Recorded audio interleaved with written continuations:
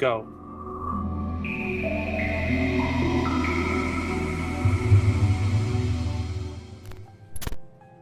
Hello, everyone. I hope you're having a wonderful Saturday night. Good evening, everybody, and welcome back to Full Moon Foxes with Azarine Foxglove and Midkits. I hope everything is going well for you, and I hope it has been a lovely, lovely April evening for everyone. It's always a pleasure to do these with Azzy. Oh my god, I don't know why I had a stroke halfway through saying that. It's always a pleasure to do this with Azzy, and telling these stories and sharing them with a fellow person of the paranormal and just of things that go bump in the night. It's just fantastic, and I'm really glad to be here. Oh, darling, it's always a pleasure. I'm just happy that somebody else took. I gushed about this before, but it always makes me happy to see somebody just as interested in horror as I am. I've loved it since I was a teenager, and it was not, in fact, a phase. And it just kind of stuck with me forever, and now I'm not even gonna fight it anymore. Oh yeah, no, same. It always just fascinated me. Also, Dr. Bad Times is in my fucking chat. Hey Jackie, I feel fucking unstoppable right now. I have regaled her with your silk song preparation, sir. She has indeed told me about you growing stronger and stronger. You are a fucking menace. Anyway, so for today's episode, we started this podcast off with ghosts, so I figured we could try to kind of segue that a little bit into today's topic, which is haunted places. And I'm looking forward to this because the city I lived in, and most of my life, my hometown, Columbus, Georgia, is known for a lot of hauntings in a lot of areas like that.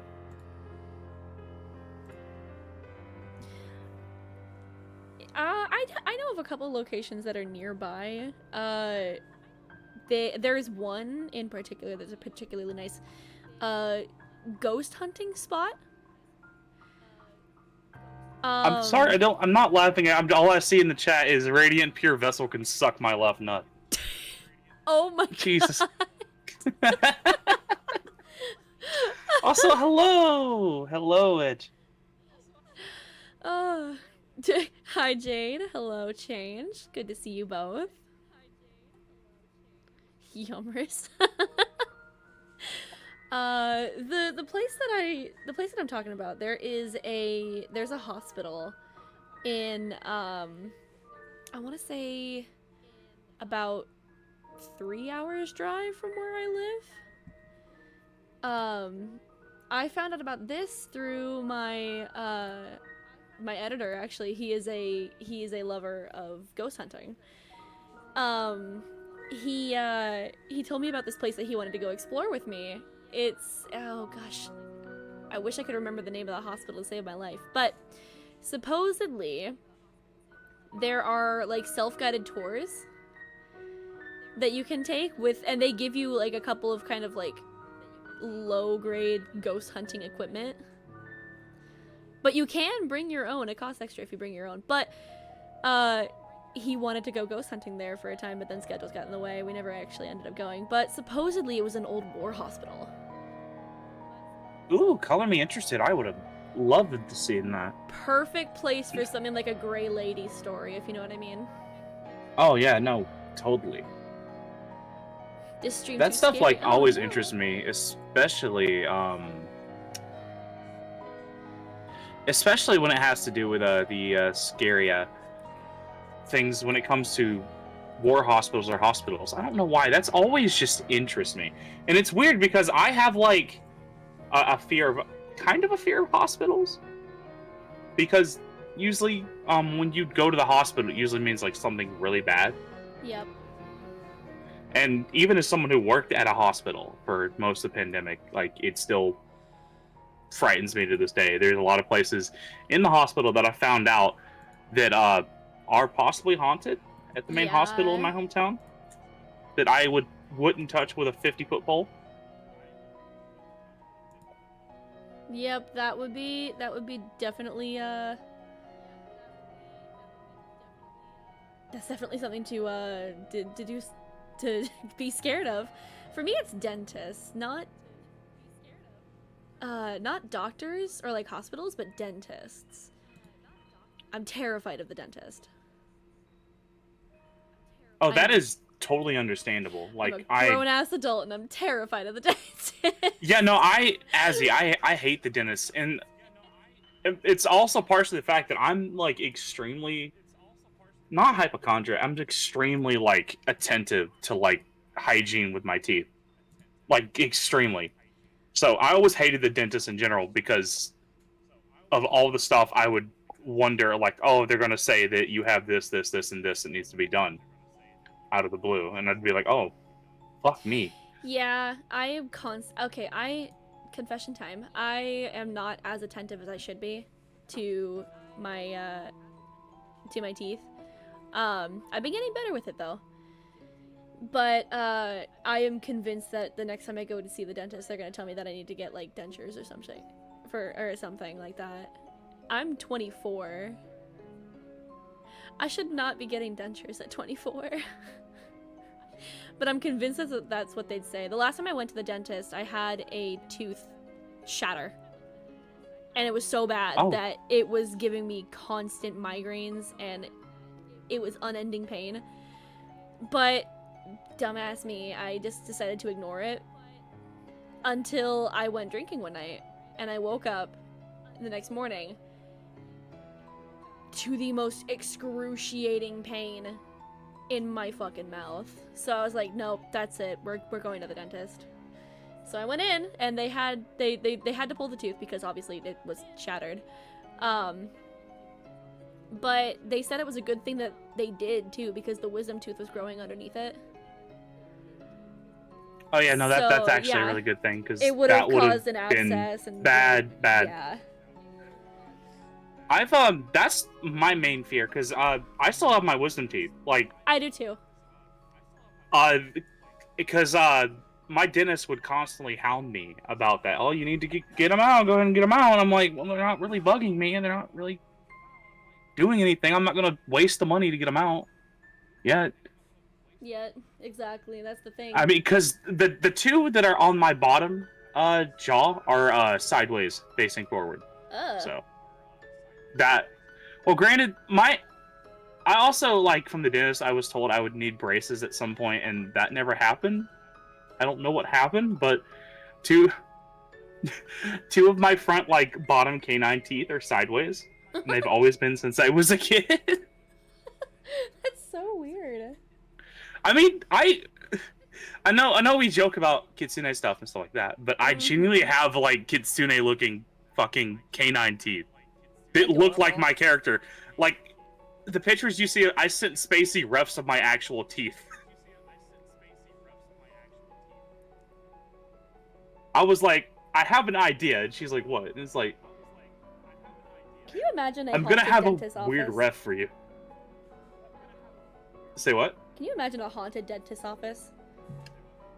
God, The only thing you hear is the mechanical whirring of that god-awful drill.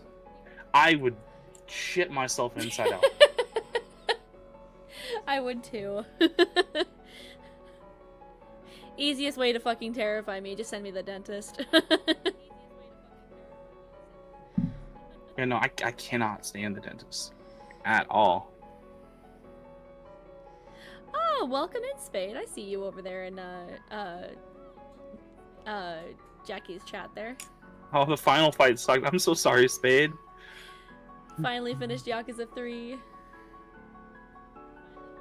He's gonna have me watch the VOD, that part of the VOD, and record my response tomorrow, so I'm getting a blind react. Should be really good.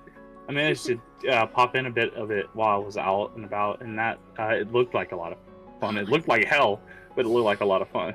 Oh, that game made me cry so many times. I hate that this franchise makes me cry so much.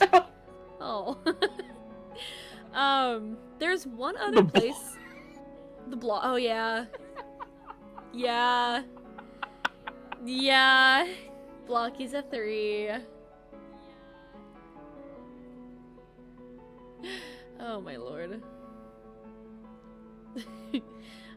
There's one other place that I do I don't know if it's haunted, but there's a place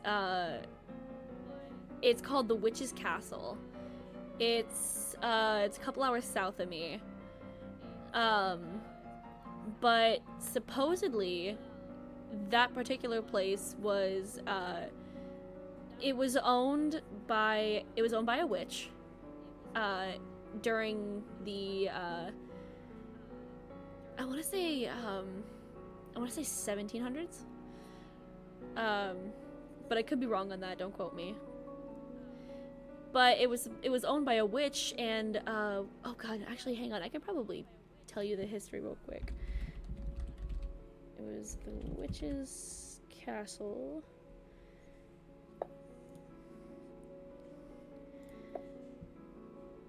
It is the legends have it. In the mid 1800s, a man named Danford Balch bought a large portion of land around the area while it was in the process of being developed. It was he had to hire help for the area, so he hired a guy by the name of Mortimer Stump, who lived in the cabin on the property and fell in love with Balch's daughter Anna. Balch refused to give Stump his blessing, and they threatened to elope. And they did end up eloping because they were young and in love. In November of 1858, which caused her father to become extremely depressed, which led to days of no sleep and heavy drinking. When the young couple returned to the area, so this man, Danford Balch, shot Mortimer Stump in the face with a double-barreled shotgun.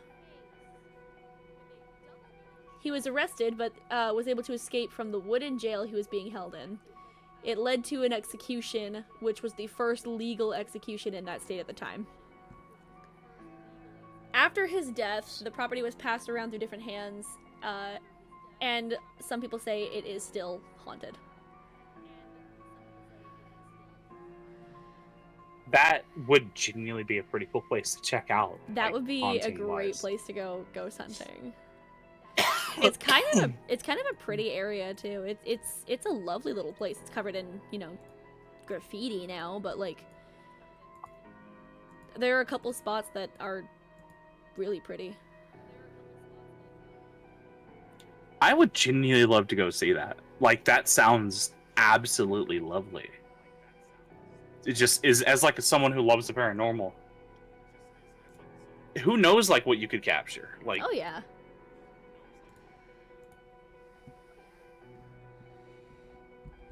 There is a place in Columbus, Georgia. For those who don't know, Columbus, Georgia has a lot of history and a lot of things in the Columbus kind of date back to after the Revolution. And the last battle of the Civil War was actually fought in Columbus, Georgia. Ooh. The last battle. You can actually go visit the battlegrounds, or what is left of the battlefield.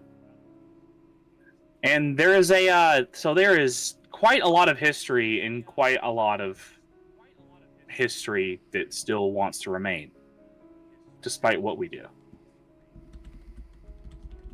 There has been a lot of times in certain areas where and I say this also with mentioning that Columbus is not exactly a safe city. I call it Kill-lumbus for a reason. But there are times where you feel like you're being watched, and it's not just like something like that could actually hurt you. Oh yeah. There are times where you feel like you are not alone. I've been downtown a lot at night. Downtown is not as dangerous as some people make it out to be at night.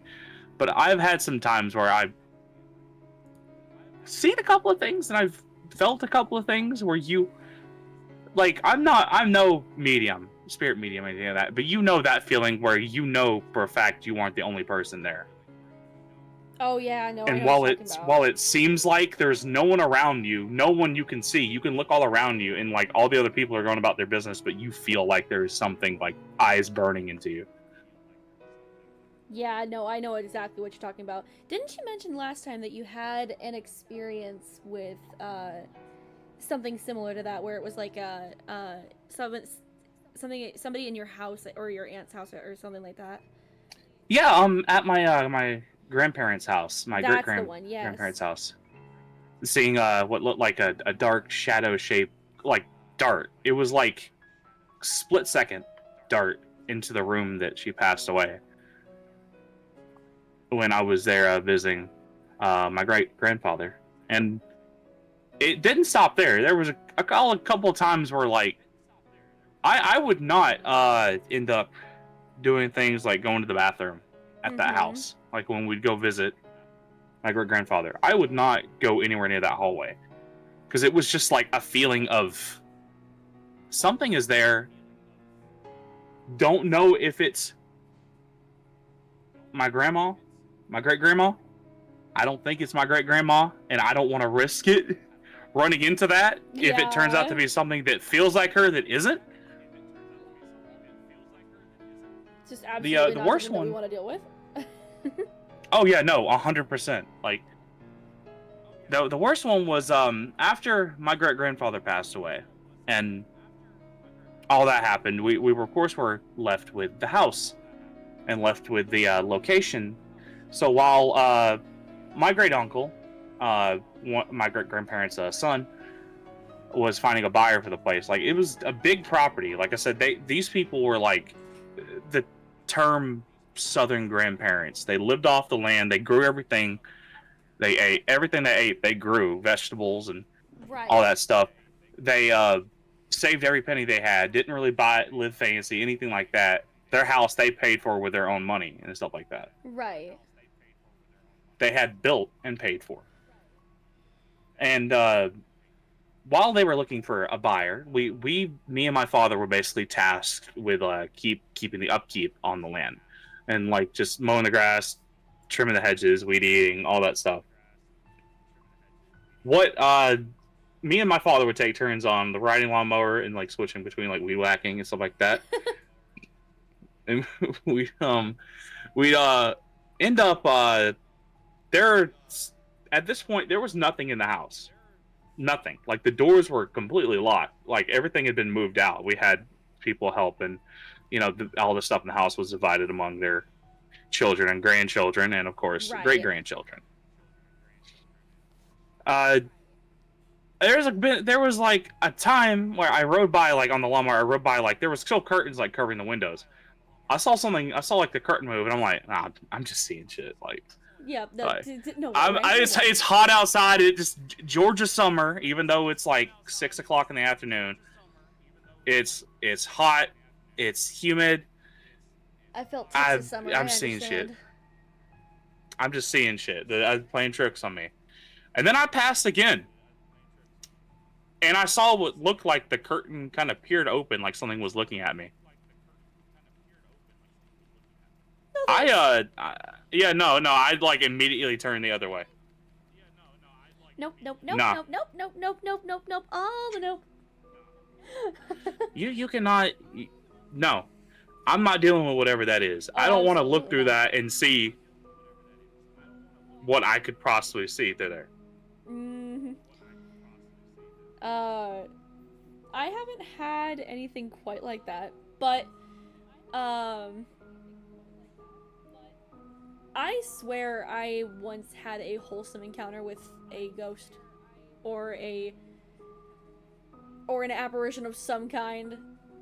And I'm pretty sure that that is the same one that's supposedly been following my family for like pretty much my entire life, because my mother used to swear up and down that our house that we lived in when I was a kid, a little kid, was haunted, because she would be up in the middle of the night, all of us would be asleep, It was me and my 3 siblings. We would all be asleep. And she's hearing our toys go off. And Yeah, no, that's freaky. every time that she would come into the room, they would be off, we would be in bed, dead asleep. She would come into the room and turn a light on to try and catch us in the act. Nothing. Everything would stop. But again, I'm pretty sure I had a wholesome encounter with that particular ghost. Oh. Sorry, Nair's dealing with Holly. She's trying to bite his hand. Oh. Can't have But that, honey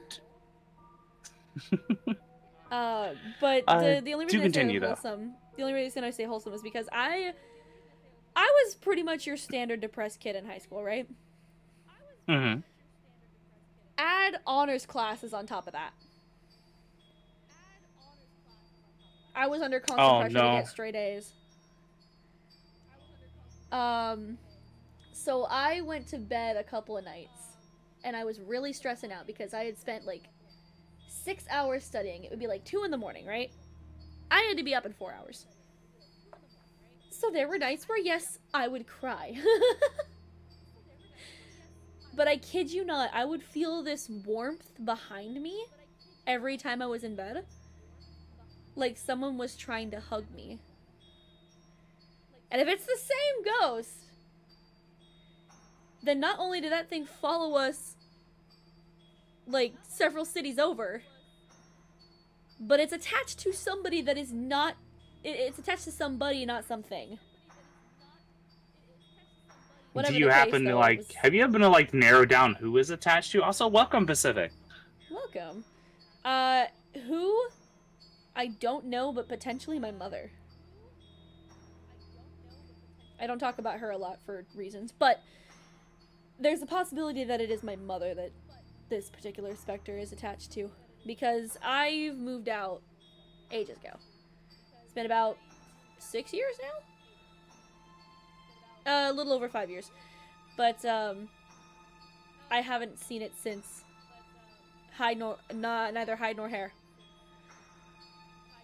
Although I swear there is something in here that keeps knocking cans off of my pantry shelf. There's been a couple of times where I thought it was a ghost, but it was Holly. She likes to climb. Behind me is like a set of shelves where me and Nair and I like a clothes rack where we like fold and hang our clothes. Yeah. And Holly seems to get a kick out of jumping on that and then jumping on the back of my chair and scaring the absolute daylights out of me. Ever had that happen? And then I grab her, and then she looks like she just saw a ghost herself. Just, why are you grabbing me like this? Put me down, Mother. Please. Put me down. I've done nothing. I'm innocent, Mother. Innocent. I'm too cute, and I'm innocent. And she starts purring and thinks that that's going to get her out of trouble. Does it, though? Like, see, I'm cute. No. I still equip her. How is everyone? I am doing okay. What about you, Hazzy? I'm doing all right. Just happy to be back here on another beautiful full moon night. Me too. I'm gonna be real, I almost forgot about this. Not gonna lie. I'm so glad that I thought about it like several days beforehand and not been like scrambling. Yeah, I kept track of it. I'm like, I don't want to bug her, but I think another full moon is coming up. If I forget, bug me. If I forget, genuinely bug me. I will jump on that shit like stripes on a tiger. And honestly, doing this like late at night is actually perfect considering like the context of it all. Oh yeah, the context, our collective schedules. It all around is just really good. Because I think me and you, aside from a couple of other members, are like the main like not outlaws, night owls. Outlaws. I think there's like I think at least half of Invalid Gateway are like night owls, and the rest of them have an actual functioning yeah, I was gonna sleep say, schedule. I think the only exceptions are Spy, maybe Swole, and who else? Cody. Does Spade? I thought it would have been Spade. or do they not? Depends on the day. I don't know. I do that thing where like it takes forever for me to get to sleep because I'm already ADHD and autistic. You throw that shit in the mix. I'm not even that, and I just can't fall asleep sometimes. Yeah, I just kind of like lay there and I'm like, all right. It's like I'm exhausted. I'm falling asleep at my computer. I'm like, all right, I'm gonna go to bed. And I lay down and I'm just like, I'm not tired anymore. And then, but the thing is, when I get to sleep, I'm fucking out like a light. There are days. I slept through a fucking hurricane. Oh man. There are days where I cannot fall asleep to save my life, and then there are days where the second my head hits the pillow, I'm out like a light. Especially when I'm stoned. Oh god, no, I can imagine that. Like that shit, like Clocked out immediately. Zello says my younger brother swore that he once saw dark red shadows in the basement storage area a decade back. There are no windows down there, and there was nothing red for light to reflect off of. I used to see. Shut and seal that door. Yeah. I used to see yes, of course, specific. We do want to hear anybody in my chat as well. Yeah, no. If you guys have haunting stories that you either witnessed yourself or you have somebody else knows that you've witnessed it. Feel free to drop like a brief summary as well. We do want to hear your guys' takes as well. Yes, please do. I would love to hear everyone's stories and such. There's no door, and it's just a door frame. Then, like, fucking Tom and Jerry seal up that shit. Say, find a way to get your hands on a crap ton of plywood and seal that door permanently. Excuse my roommate dying. Is he okay? Yeah, he just took a hit. Put salt around the rim as well. Salt around the put a half circle of salt around the door frame. Guaranteed to keep the spirit out. And make sure there are no like broken bits of that salt ring. Anyone breaks that, or if it is not prepared correctly, you're fucked. Azzy, my dear, would you happen to explain? Might be a stupid question, yes, but would you happen to know the correlation with using salt to deter spirits? And I mean that genuinely, because I've never really known. Oh goodness. I don't, but I think I can. I think it's more demons than ghosts. Why does salt repel spirits? It is rooted in folk magic and superstition, but funny enough, it originates in pre-Christian and early Christian beliefs about protection and purification.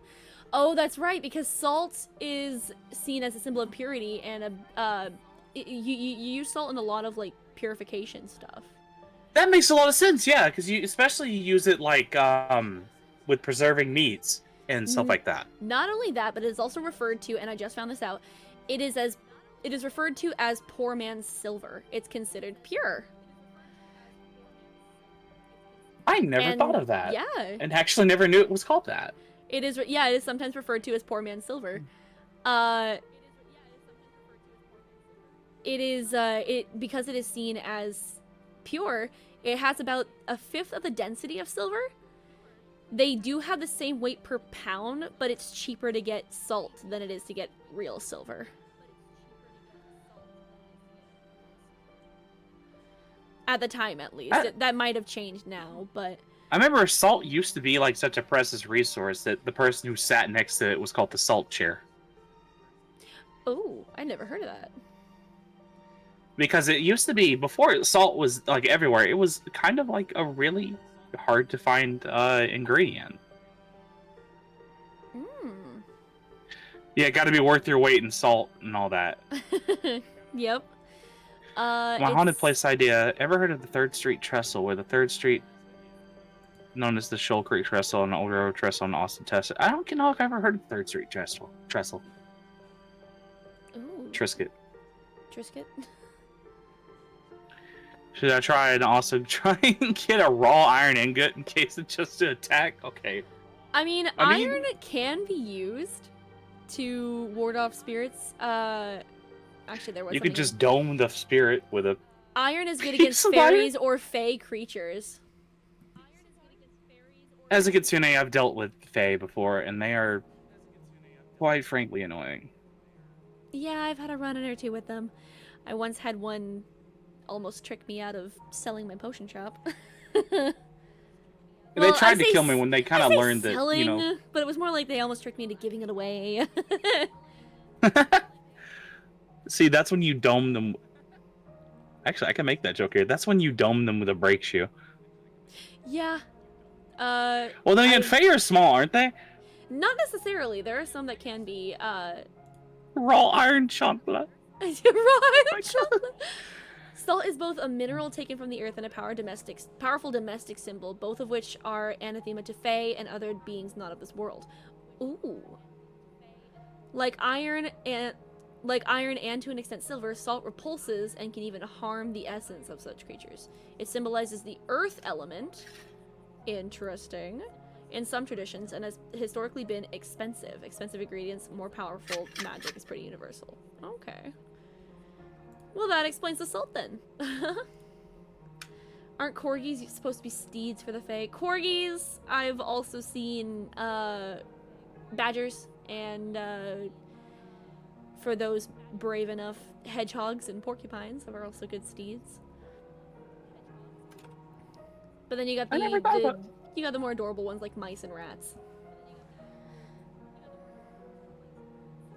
I like mice. Mice are They look adorable. a little creature. Certain breeds of rats are also strangely adorable. I had a friend that had a white rat as a kid, and that was the sweetest little rat that I'd ever seen in my life. Bless you. That was a dad sneeze. That was a dad sneeze. Jackie says you have a dad sneeze. Got that shotgun blast, shake the entire house. Aren't corgis supposed to be steeds for the fae? I'm not sure. Imagine this tiny little fairy with wings riding on the back of a happy-go-lucky corgi. Corgi, we don't deserve corgis. Those are milk bread dog. It's like a Shiba. Yeah. Shoal Creek Trestle was one of the last remaining landmarks of the Texas Special Passenger Train. Okay. Do you guys think war forts are still haunted? Like the Alamo? Oh, yeah, no. I guarantee I owe you the you a Alamo's story still then. haunted. Yes! You should have seen the look on my face when I had the fucking prowler sound effect. Beautiful segue.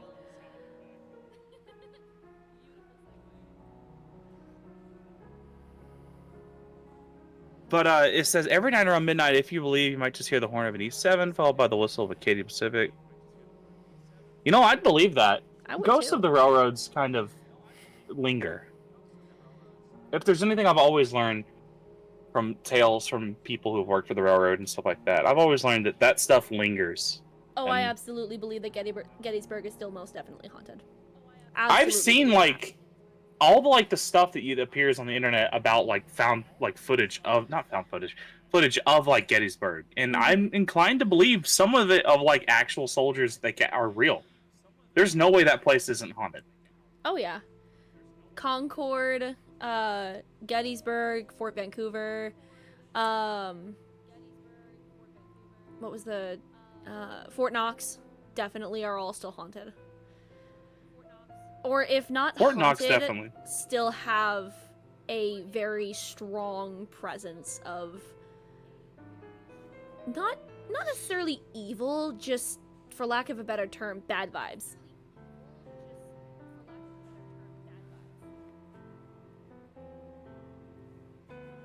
They one is in Fort Mitchell in Alabama is a friend of mine and his wife both scared the absolute fuck out of me there. All I heard was yeah. But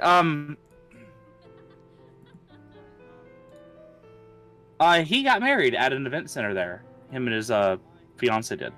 And after the wedding and after the reception, we headed out to the actual old fort, like the old fort that's still built.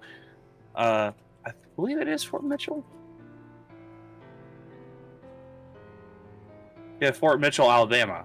If you look that up, you can definitely see like the size of the actual old fort. One of those wood log wall lined older small forts.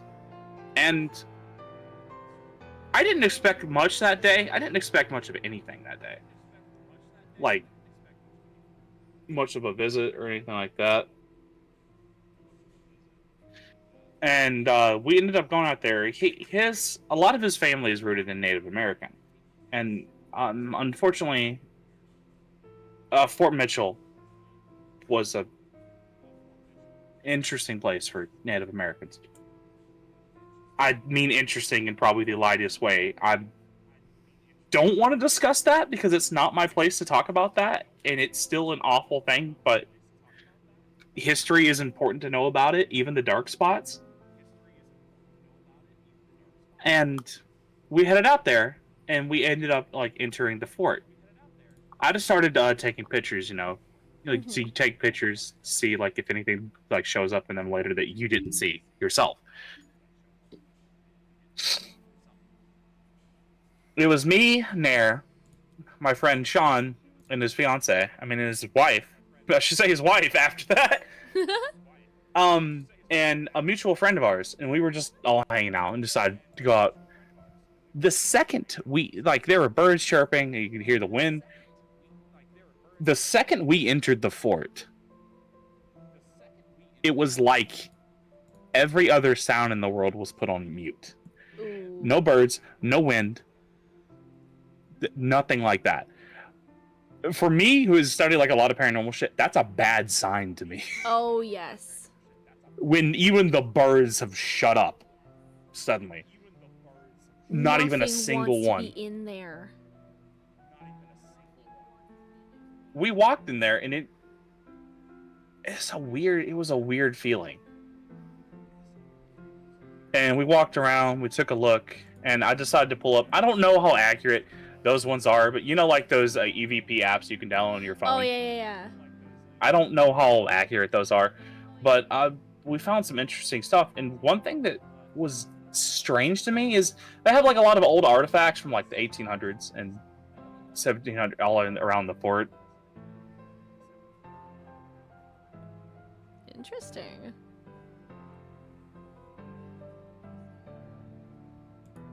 Sorry. My brain like decided to like pull the tape out of the VCR for a second. But there was like a carriage, like one of those open top like carriages pulled behind a horse that was like tucked in like a shed. We walked up to it, and my friend Sean was like, "Dude, you're not gonna believe this." I'm like, "What?" He's like, "Put your hand over here," and I'm like, "All right." It's cold outside. It's cool outside, like 50 degrees. Right. I know. Before any of you fucking Yankees say anything, oh, it's not cold. Shut up. No, that is cold. I don't know what they're talking about. Like 40, 50 degrees. Like we were wearing jackets. Like there was no wind, obviously, in the fort all of a sudden. But I moved my hand over to like the seat, and it felt warm.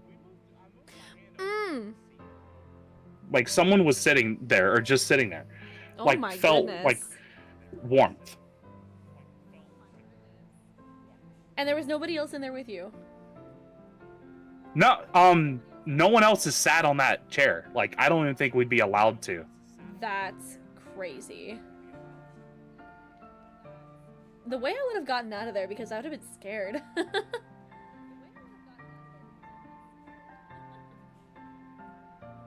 We eventually like walked out of the fort, and it sounded like birds showed up again.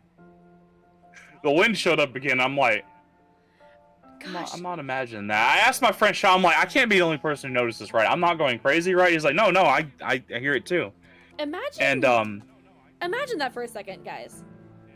You walk into a location, whether it be a farmhouse, a church or some other property, or a war fort in this case, and the second you so much as step foot across the threshold, silence.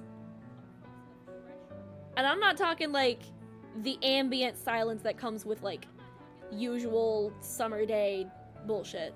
I'm talking dead silence. Imagine that for a minute. And you don't really notice it. The only sound you could until hear start was hearing like it us again. talking in like our footsteps as we walked on the grass. And you don't notice it until you start hearing it again. And you're like, wait, what the fuck? It is definitely. Actually, hold on, Azzy. I can actually send you a photo real quick. Ooh. Right here, you're gonna see. I'm sorry, this is kind of small, but you can see like that little white one that's in the front. That's what we felt the warmth from. Let me see. That white one that person's standing in front of. Oh, that is kind of small, but oh. Where was this again? Somewhere in Georgia? Yeah, this is Fort Mitchell, Alabama. Ah. So Very this was like nice. old. Well preserved. 1813. Well preserved despite the time passage. That's 200 years. 212 years. It is hard to believe that's been That long. and I just think about the horrors that fort has probably seen. Oh yeah. So just for the hell of it, I'm like, you know what? This thing's probably not accurate, but I got nothing to lose. And I downloaded like an EVP app really quick on my phone, and I know like it's like on base of like Fort Mitchell, like the old historical fort in like Fort Mitchell Cemetery. It's all like an army or armed forces base. Yeah. But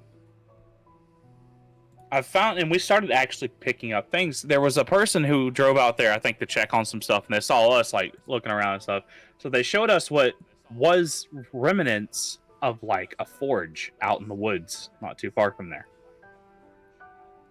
Oh. like a forge stove, and the thing like started going like crazy. Really? It said fire stove. Oh. And we got to see, and my friend, you know, he's Native American, he's getting emotional, a little emotional, because these were his people. Right. A lot of like I said, Fort Mitchell was a place where they would take Native Americans, and for the Oh my sake god, of, no. I feel like I'm not at liberty to talk about this stuff, I know, but it is important to know that it's important to know those dark patches of history, whether you want to hear it or not. Something, those are doomed. Those who fail to understand history are doomed to repeat it. Mm-hmm. But we were picking up things, like talking about like different areas, like in the woods, trees. And we walked out to where one of the battlefields were out there. We stood there, and you hear someone talking about a musket was said over it. And the one thing that shook my friend to his core was we heard what sounded like a gunshot over the thing. Oh my god. It sounded like something like hitting something hard. It was distinct enough to sound like a gunshot going off. My god. That. And my friend like starts like tearing. He's like, "I'm sorry, I couldn't save you." I'm like, "What are you talking about?" I'm like, understanding, and I just realized like what he's kind of probably understanding through this, Mm-hmm. through Native American. And it was a really emotional time for all of us, and we just kept picking up like open space, field, open, brick fort, like just all these different, and it was just like going crazy, especially out by that remnants of that forge. And I did a lot of thinking about that day, and just it really reminds me of like that they are both metaphorically and literally in this sense. There are ghosts that stick around of the past. Some will notice them, some people will notice them, some people won't. On that But it's front, important to listen to those to absolutely. understand that dark part of history that anyone has to learn. Absolutely. On that front, there is this one is, I believe, fiction.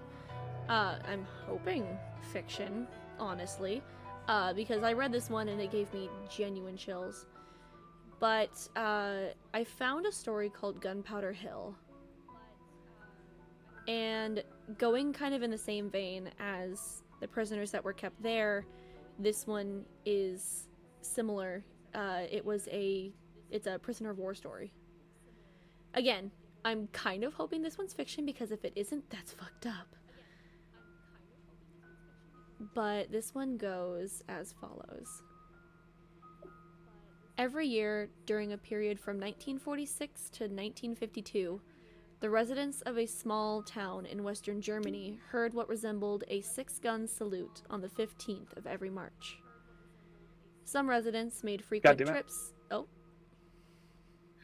Sorry, I fucked up something on the. Sorry, I didn't mean to interrupt you. Some residents made frequent trips to the surrounding hills in hopes of finding the source of the noise, but to no avail. The townsfolk eventually named the area Gunpowder Hill. The children of the town even created a legend about it, stating that soldiers, who in that time were missing, had been executed and were buried somewhere in the hill. The purpose of the 6-gun salute was to guide people to the location of the men. On the 15th of March, every year, the children would gather at the edge of town, eagerly waiting the 6 gunshots to be heard. In the late 1951, the hills on the outskirts of the small German town were surveyed for the future construction of a NATO military site. The military base was to consist of a series of deep underground bunkers and weapons supplies in the case of a Soviet invasion. In February 1952, construction began. Just 4 weeks later, the crew began digging a massive 200-foot deep hole for the future underground storage bunkers. It was during this time that the crew made a morbid discovery. As they neared the end of the digging operation, a human hand was seen sticking out of the bottom of the hole. Upon further examination, 27 bodies were discovered at the bottom of the 200-foot deep hole, dressed in prisoner of war uniforms worn by the Allies in Nazi war camps. A NATO officer ordered for the bodies to be exhumed immediately. As the medical team watched the bodies being carried out of the hole, they looked on in puzzlement. The bodies were remarkably well preserved. Furthermore, the POW uniforms bore a strange insignia, unlike any the men had seen before. An orange circle with a single black dash in the middle. However, the most unsettling characteristic was their faces. Their eyes were wide open and their mouths were sealed shut with an unknown adhesive. The bodies were immediately dispatched to the local morgue for identification and pathological examination. That night, the mortician began his work. He found it difficult to concentrate on his task. The eyes on the first man he was to begin work on seemed to be staring back at him. The mortician took his scalpel and began his first cut. Blood poured out of the incision with staggering force. The mortician backed away from the table in shock. The red liquid began running down the table, pooling onto the floor below. The eyes of the body began watering, and streaks of tears ran down its face. Soon, its eyes rolled into the back of his head. The bleeding ceased. In horror, the mortician ran to the door, but not before catching a glance at the 26 other bodies laying out on separate tables. Their eyes stared at him with hopeless fear. These men were still alive. Holy shit. I do not have an author for this story, unfortunately, which is kind of the commonplace for this particular site because this one is just a Creative Commons web sharing site. But if this is not simply a fictional tale and this is something that actually happened, how crazy is that? That 27 is. perfectly preserved living people at the bottom of a 200-foot deep hole. That's absolutely terrifying.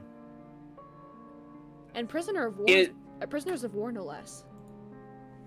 That's even because you consider like the horrors that these men have experienced. Prisoners of war were not treated well at all, regardless of any war that we're talking about, whether it be ancient or current.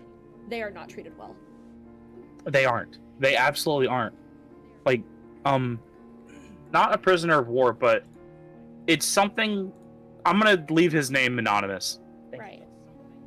But one of my the members of my train club, he was a combat medic in Vietnam. Mm-hmm. And last weekend when we had open house, he showed up, and it had been a while since we'd seen him. And we were wondering how he was doing, and it turns out, oh man, this poor man, like, and I hope that doesn't come off as sarcastic. I mean, that is like genuinely like. Oh yeah, no, absolutely. This was telling us that he was having a rough week of like episodes Oh of no. certain things, because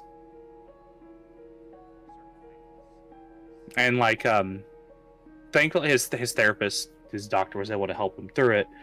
But he told us like about like having to like patch people up with just artillery whizzing overhead, and having to like being trained how to keep a cool head under situations like that, It's and just not focus pretty on out helping there. them.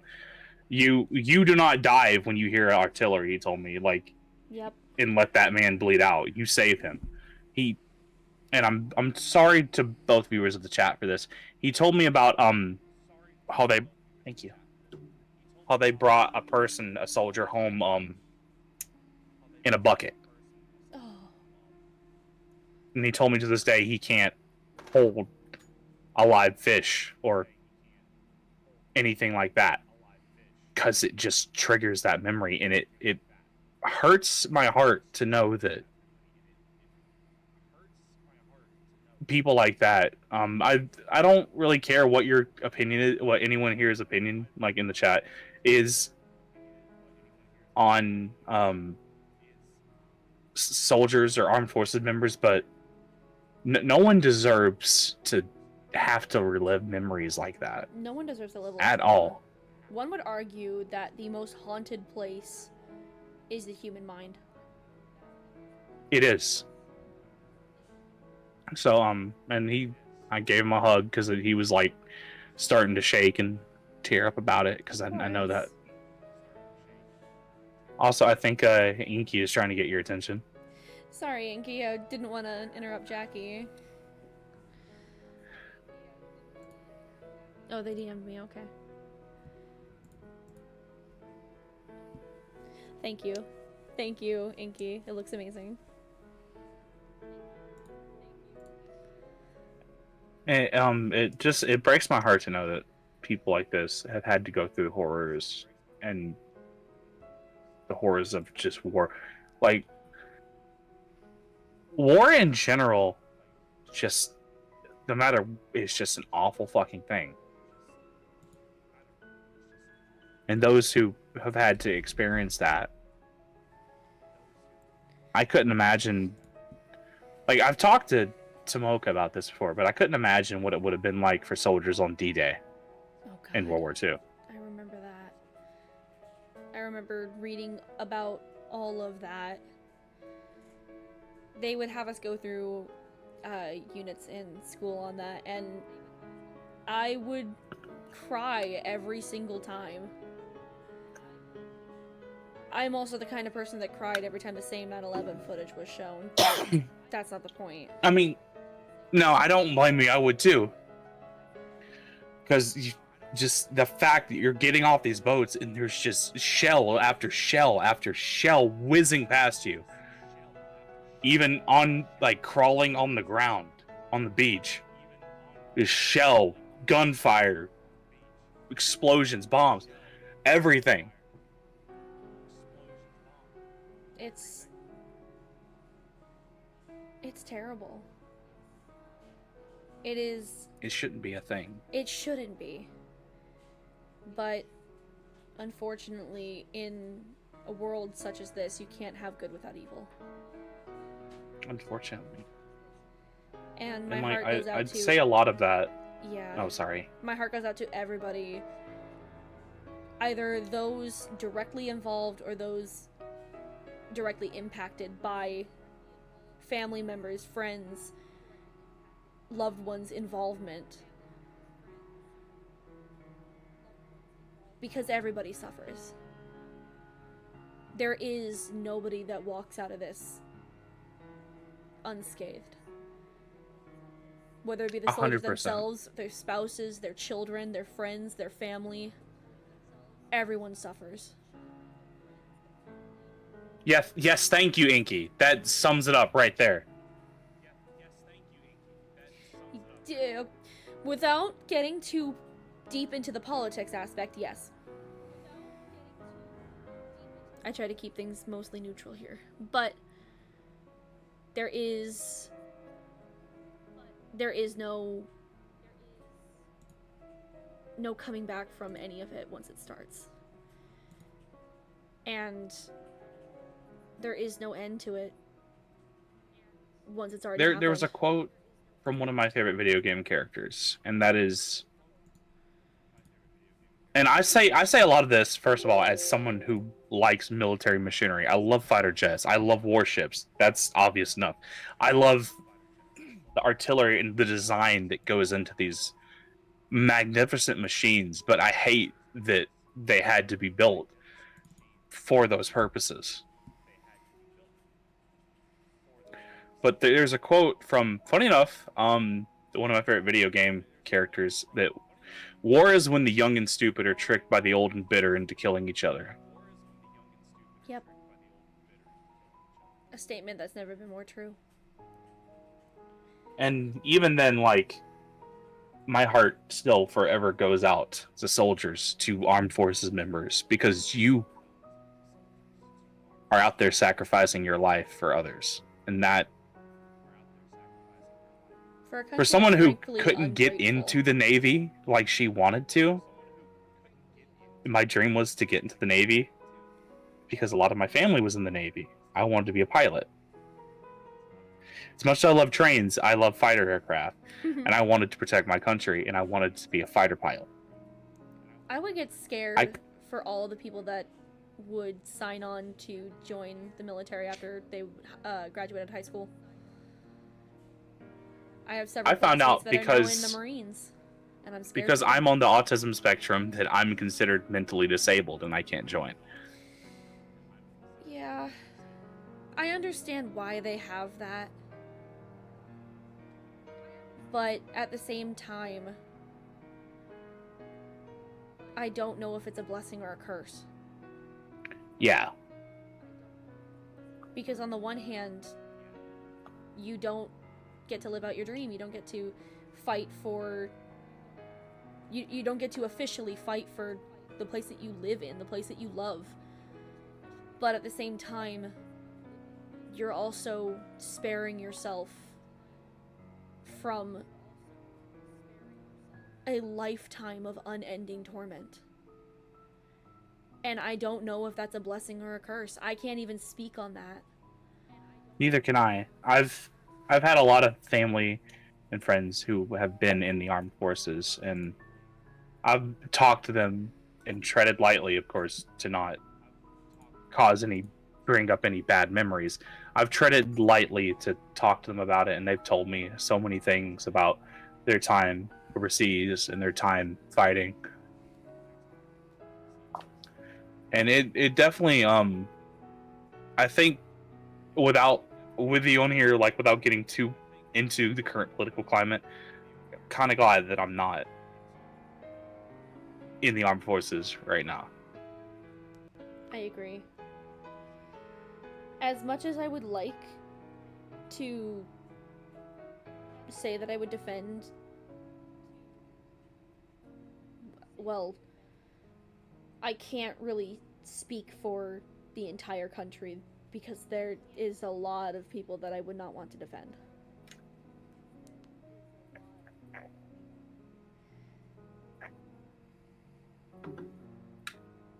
I'm the exact same way. But again, I'm sorry for just suddenly turning this Yeah, and the conversation into that. but it does tie back into what we were talking about before, how the most haunted place is the human psyche. There are things that we couldn't even imagine that live in there. I think a lot about that one term. Whether you're religious or not, it still applies. The idle mind is the devil's workshop. I agree. Because as someone with a lot of PTSD of my own from other things and stuff like that, I've learned that there are times where I would like to be alone, and then the silence sets in. Yeah. I never really attributed it to the devil's workshop type deal, but the mind has a strange way of filling your head with demons that don't really exist. It does. It really does. And it also tying back into what we were talking about. I definitely believe battlefields are probably some of the most haunted places, considering what You witness goes on. so much. And when you consider, especially tying back to Gettysburg, that a lot of soldiers were kind of just buried there. Yep. It's really emotional to think about something like that. To think about how many people are honestly some even forgotten about, nameless, because there's nothing left of them to be claimed.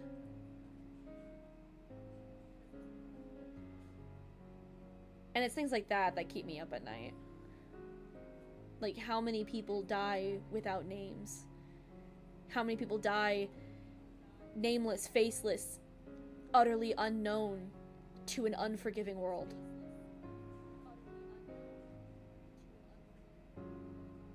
That stuff does keep me up a lot to think about. How much of it just there's a reason that the tomb of the unknown soldier in America is guarded 24/7 almost. No, is guarded 24/7, and you are not allowed within a certain amount of feet of that tomb. There are certain places that I would not touch, and that I'm hopefully grateful most graffiti artists haven't touched. And it's major war zones like that. And I've seen people graffiti graves in cemeteries. Shame on you. That stuff. No, yeah, no. I'm all for graffiti. I'm all for graffitiing up trains and shit like that. I love Show off your art. Yeah, me too. Show off your art. Let it be seen all over the world as the train travels, all over the country as it visits different yards and stuff. Don't graffiti the tomb of someone who passed away. That's in bad taste, and overall, that's just fucking disrespectful. On a somewhat lighter note, that is also the fastest way to invite that angered spirit to your home to kill you. That's also a very fast way for me to invite my foot into your ass. Yeah. There it is. Okay, so shifting into a less deep and what's the word? Charged topic. Another thing I've heard about less and less because of Friday the 13th being Friday the 13th, and I swear these horror franchises are just kicking the dead horse. Campsites.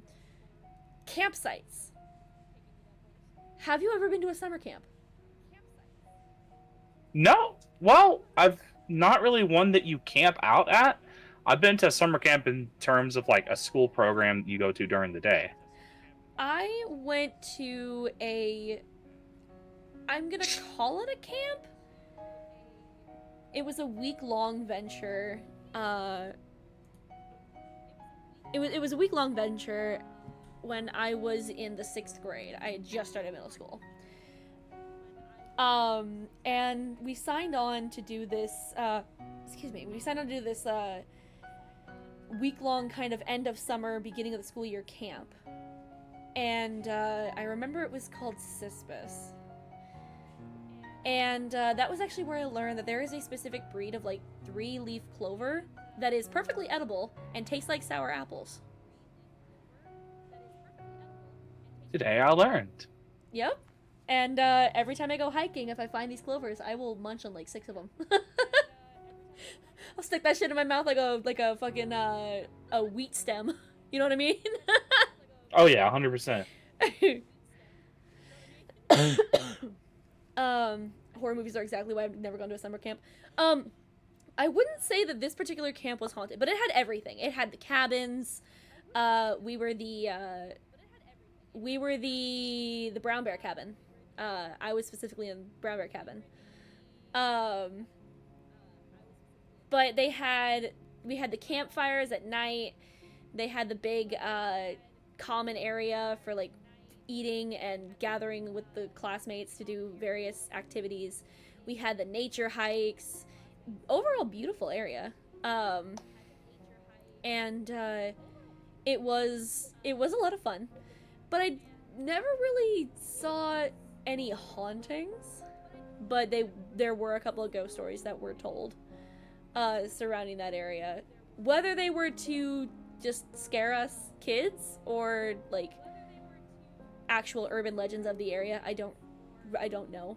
But I do remember there was this one story about a couple of actually it was a couple. It was a couple of people that were together who had gone on a college trip with a group of friends, and they had drowned in the river. And I can't, for the life of me, I can't remember the story in full, but the spirits of that couple had gotten separated, so you could still hear them like calling out to each other from across the river, because one of them had made it out before getting lost in the woods and dying, and the other one had drowned in the river. That's what it was.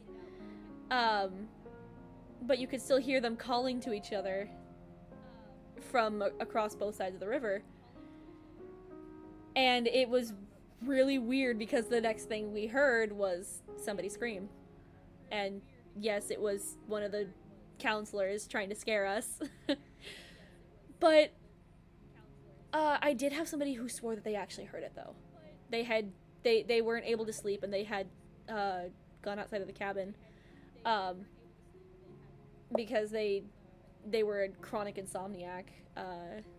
Still are. Guy's name was Jerome, and he swore he heard the woman who had drowned. He heard her scream. Oh my god. And that kind of stuff still fascinates me. You don't hear a lot about campsite hauntings because I don't know, maybe they're just not as interesting, or maybe Friday the 13th ruined it. I don't know.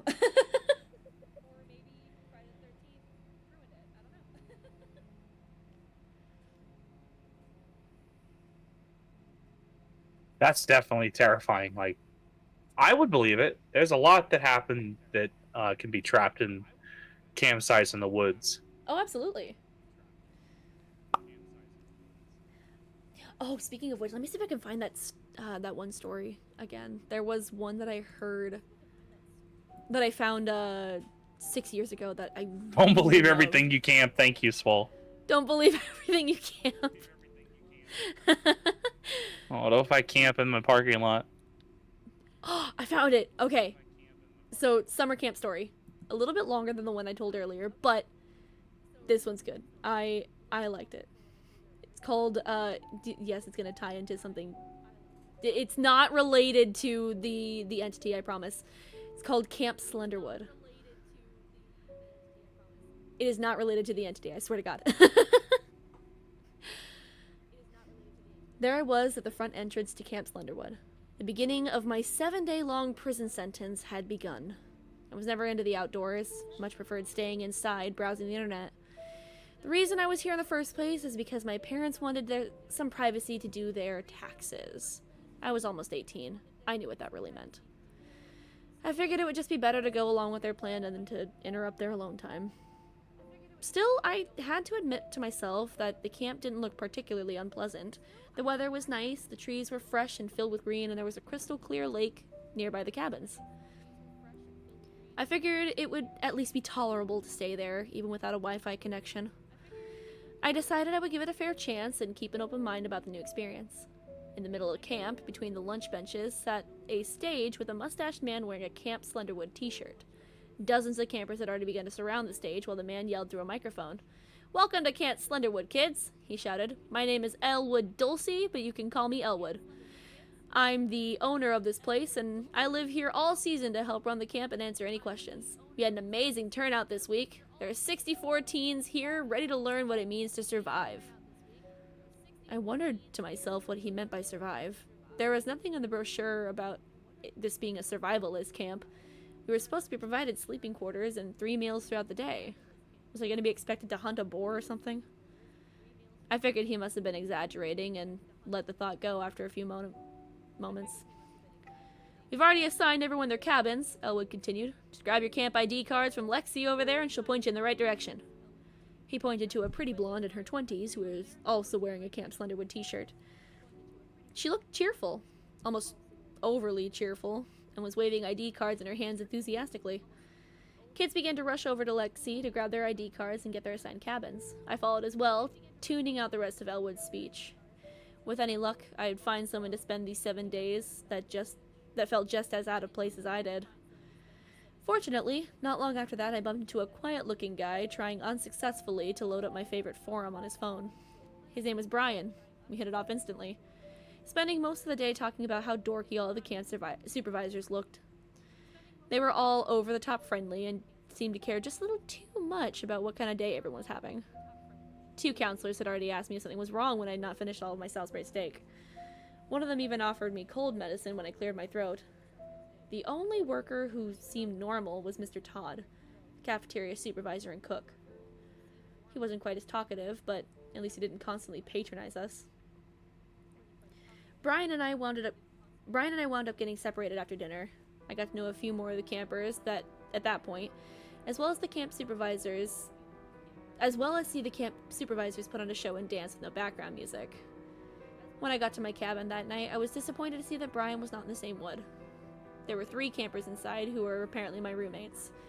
They seemed like alright guys, but none of us talked much before going to sleep. I was actually excited for what was in store the next day. Morning came very quickly. It wasn't long before I found Brian sitting near the cafeteria. The benches were less full than yesterday, but it was still early. At first I thought most of the campers were still in bed, but by late afternoon it still felt like half of them were missing. I went up to Mr. Todd and asked him if all of the kids had come for breakfast and lunch. Mr. Todd shook his head and plopped a burger on my plate. I couldn't shake the feeling that something odd was going on. Everything felt much more active than yesterday. There were only a few people circling the Camp Slenderwood puppet show, and even fewer were spread out in the woods area. I became more suspicious when I realized a good amount of campers were still missing by dinner time. What was going on here? I wish I had gotten to know everyone better the first day so I could figure out who was still here and who wasn't. When I got back to my cabin, all 3 of my roommates were already inside.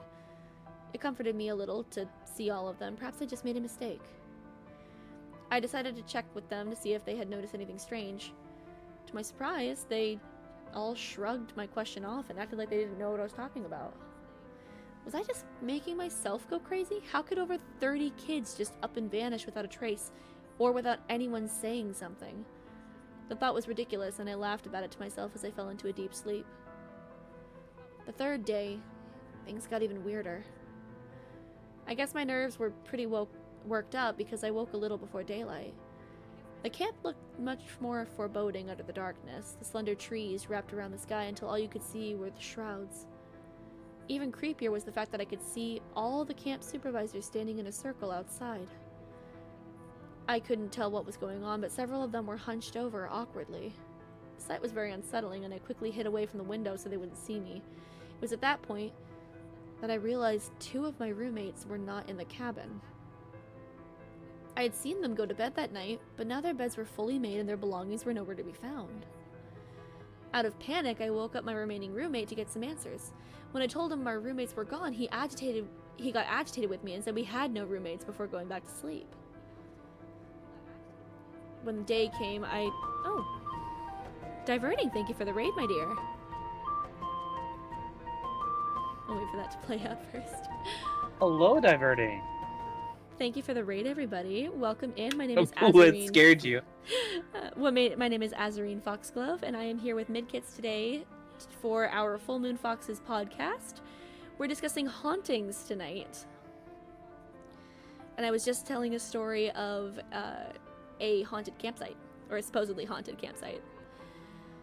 When day came, I left the cabin to investigate. Now there were only 1 or 2 kids near the cafeteria, but none of them seemed alarmed in any way. I kept repeating what my remaining roommate said to me in my head. Was he pulling some kind of sick joke on me? The camp supervisors were acting completely normal, but I didn't dare ask them anything.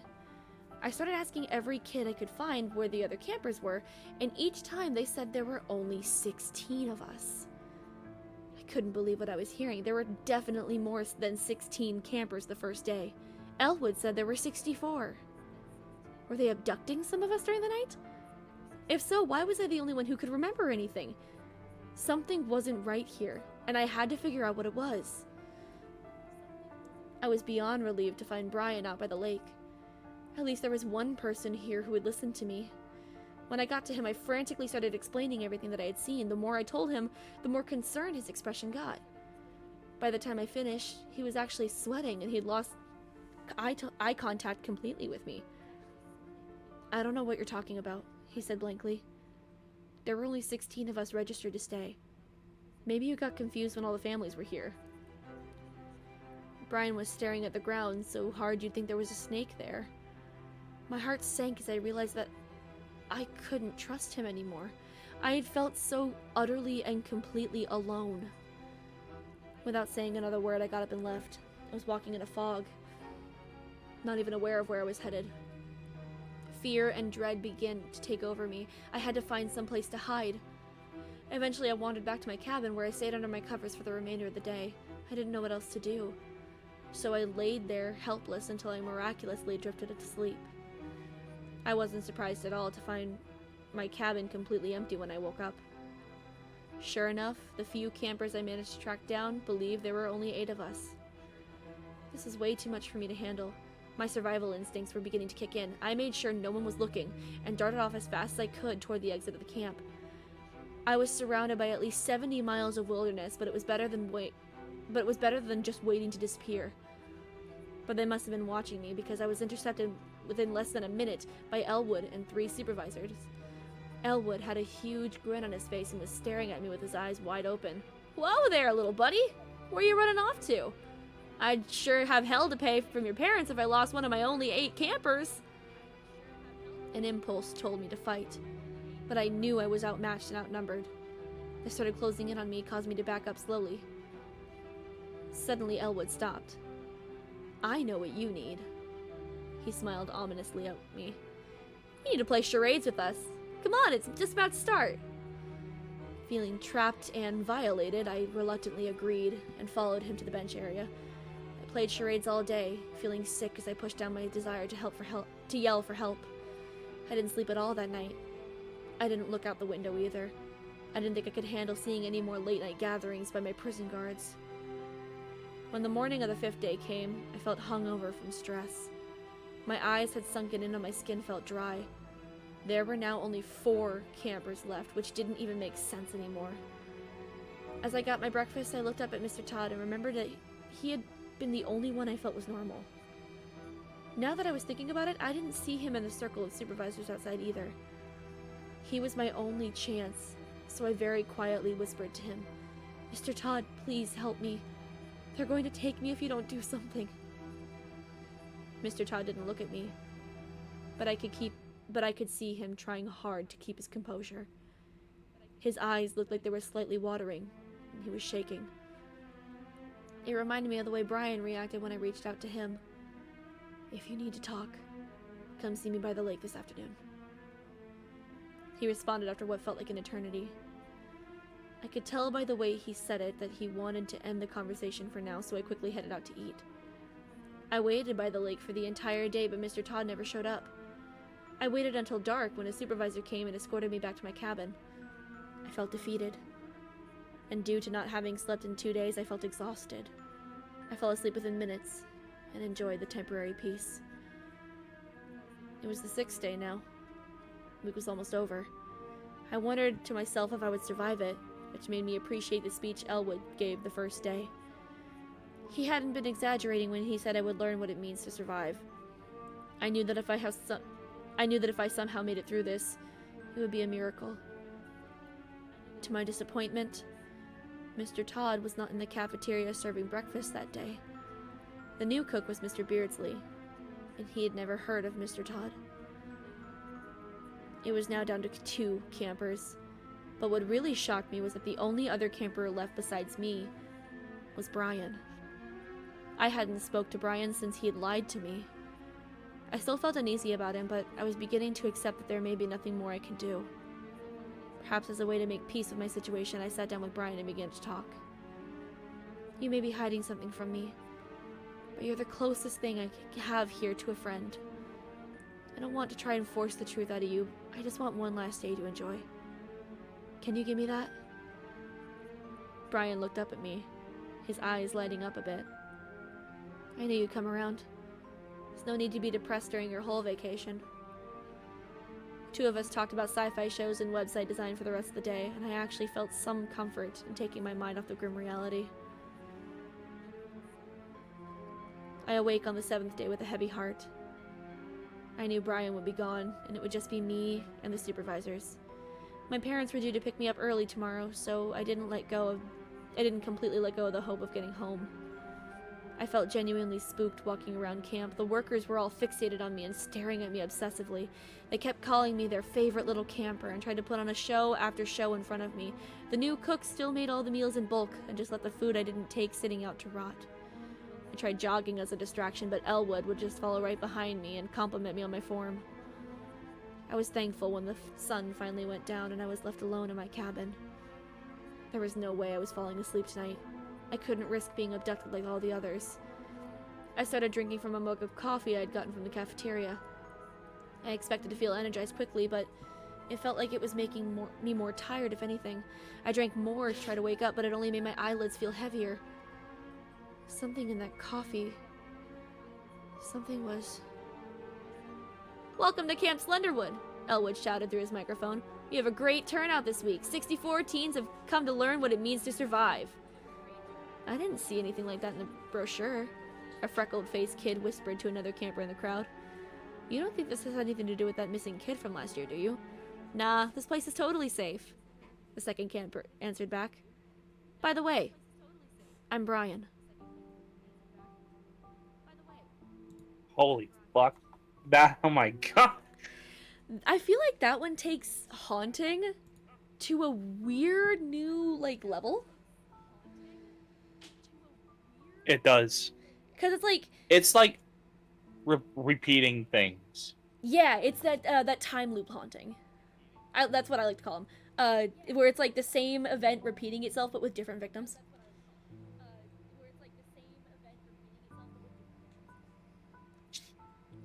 Like, I was waiting to figure out what happened.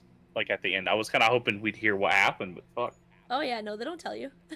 I like stories that do that. Honestly, they don't fully tell you what happened. They just kind of drop vague hints and leave you to kind of speculate.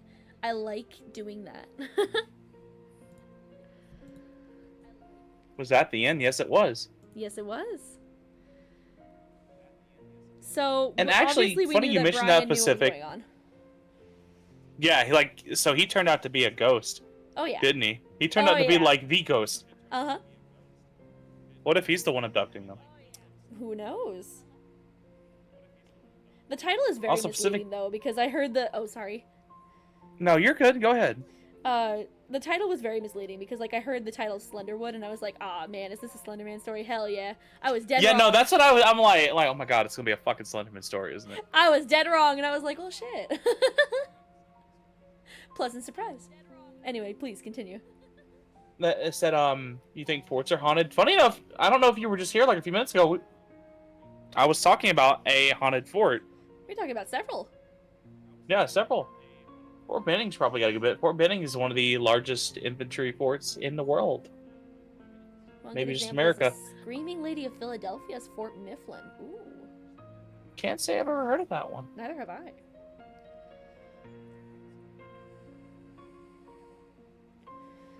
Also, I'm gonna sneak a quick shout out to Diverting because I didn't get to that while I was reading. Yeah, shout outs to Diverting. Thank you Hope so things much went for well the today raid. with y'all. There we go. One thing on the note of haunting, I'd like to bring up. I'm pretty sure, Azzy, you've also heard of the term "the lady of the house." Yes.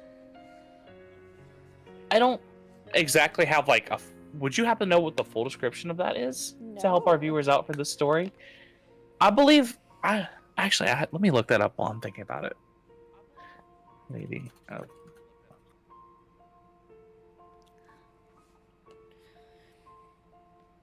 Oh, I just get a fucking TV show. Okay, fuck you.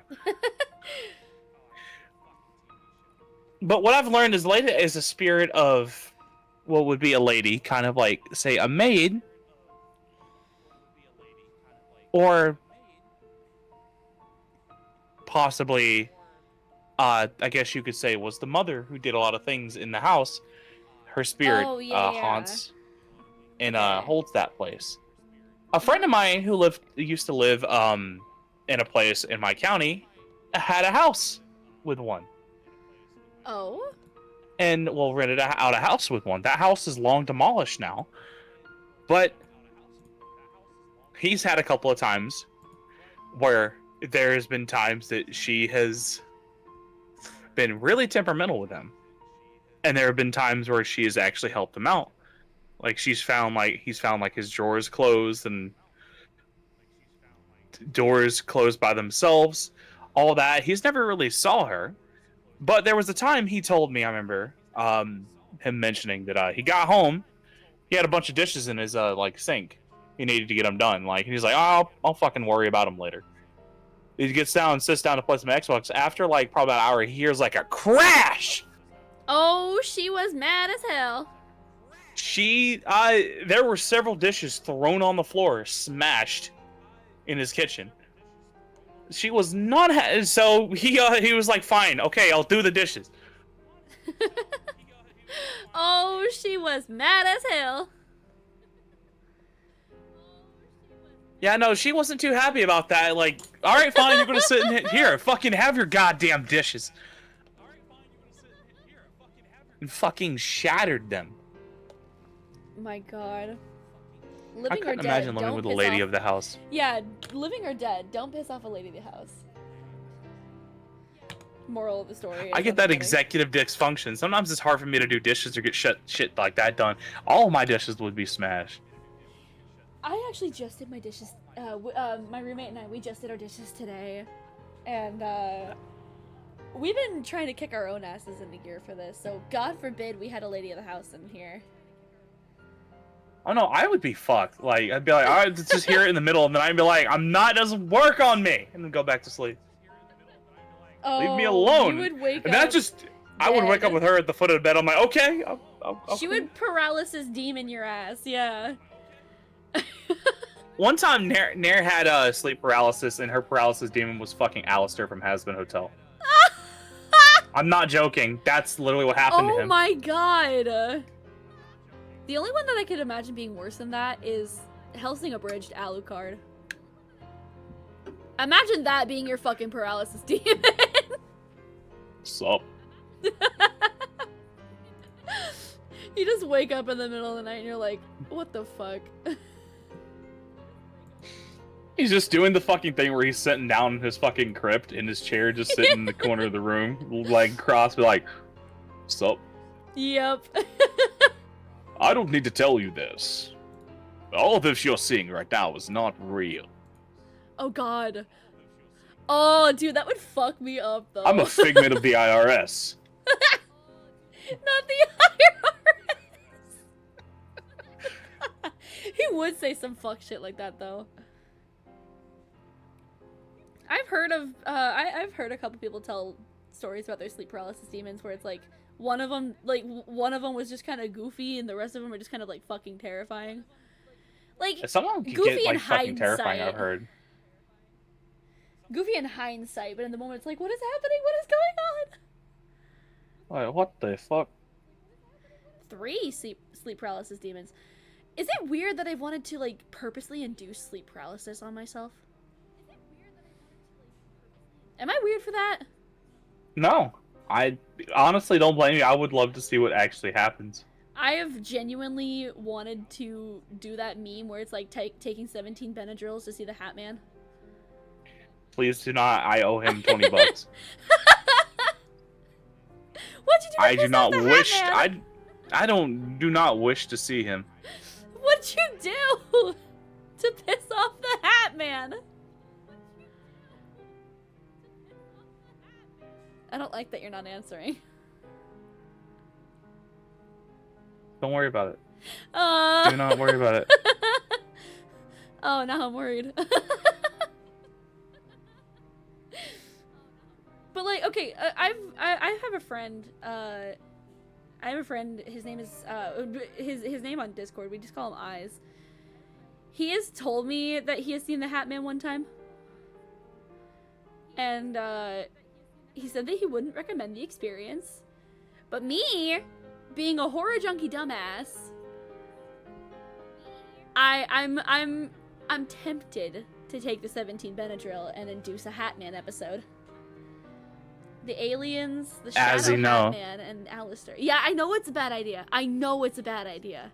Which is why I haven't done it yet.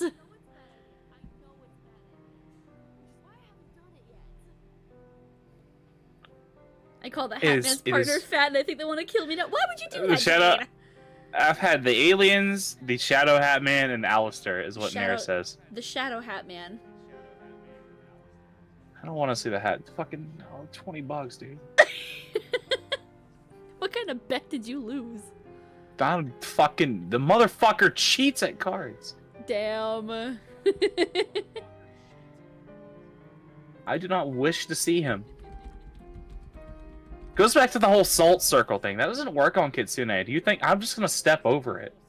If they gain more and then weight, call they you would a have got dumbass. hard issues and croaked. Jade, you can't just tell them that though. You have to be sensitive.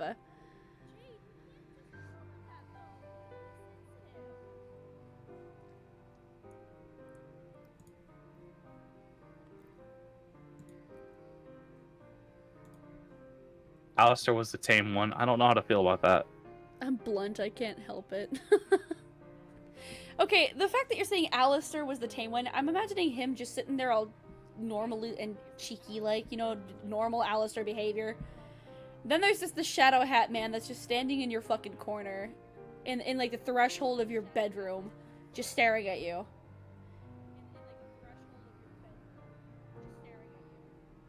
And for some reason that's actually kind of terrifying. It is pretty terrifying. I think the only thing worse than having a sleep paralysis demon that like actively will like crawl all over you and shit is one that just stands there and stares at you. Because that shit makes me feel like I've got bugs crawling all over my skin and I don't like that. I dislike that sensation very much.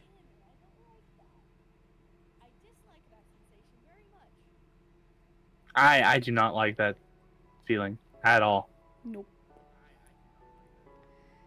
Yeah, exactly. No, Pacific is exactly right because you don't know what it's gonna do. Yeah!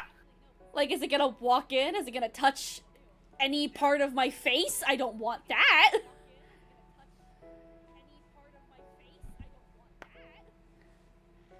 He was sitting on the dresser telling me stories about his living life? Really? I don't know if that's a good or a bad thing, because he could either be just some normal average Joe that just suddenly became the Shadow Hat Man, or a deranged psychopath.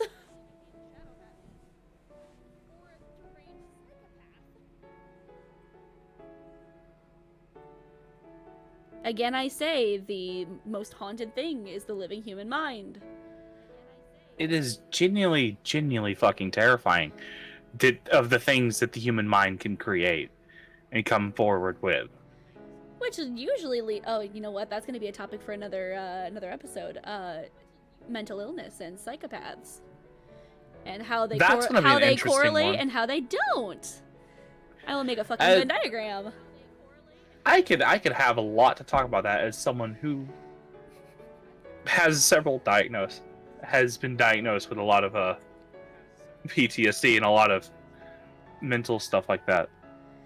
Oh, thank you, Tyler. That's very nice of you. It's very nice to meet you.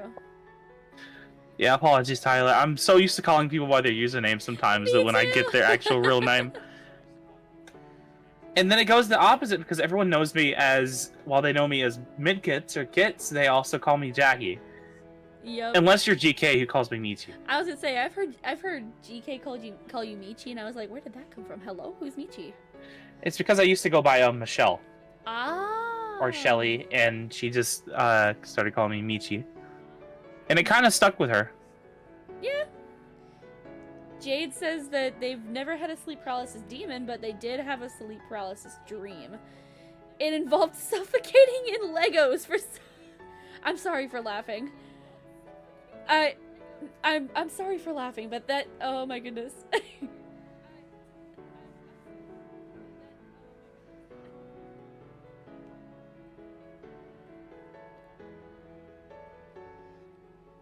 I couldn't breathe, that explains it. Wait, what? Oh! I understand. Oh yeah, no, that makes sense, actually. Yep. Imagine suffocating in Legos, though. I imagine that's not a good way to go. Imagine that'd be painful, actually, suffocating in Legos. No, thank you. I would rather not. Not in the slightest.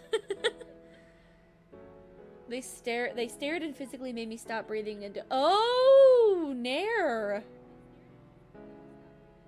Oh, Lord. Jesus Christ, Nair, I am so sorry. Oh, that makes my stomach feel not good. Ooh.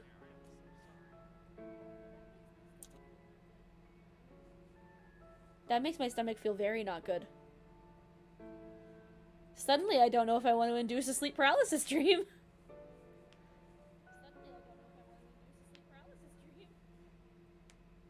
I feel like if I did it in a controlled environment where I could easily be awoken, then I'd probably be fine.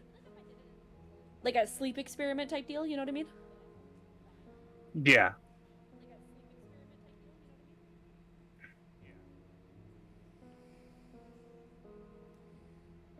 God, the full moon is beautiful today.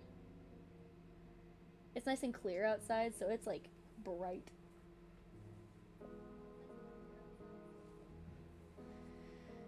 That's why Alistair was a welcome home. I understand. I understand, and I am so sorry. I've been joking about sleep paralysis this whole time. I am literally the worst. I'm so sorry.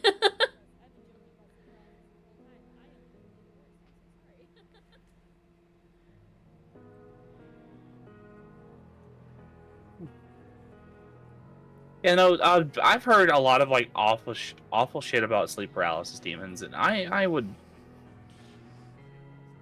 I have night terrors a lot. I have seriously awful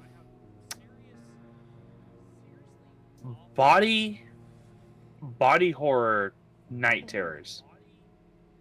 More than I want. Oh dear. And they're just so fucking annoying to deal with.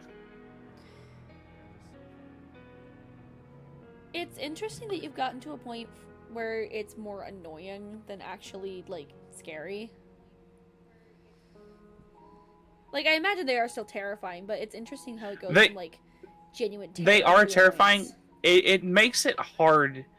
I mean that it makes it hard to want to go to sleep at night, which is why I get so little sleep. Because I Oh, don't know if I'm going to have one of those or not. I understand.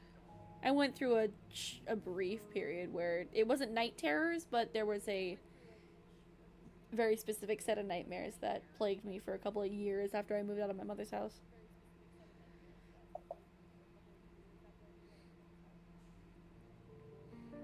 I understand the lack of sleep part of that. It made my job life suffer.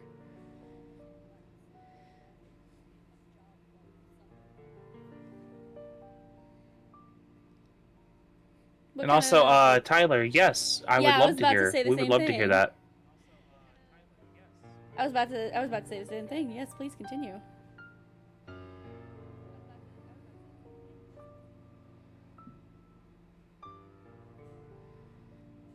I hope you guys in my chat have been enjoying the music. By the way, all the music that I play on my channel is done either by Muji or by Derek and Brandon Feichter.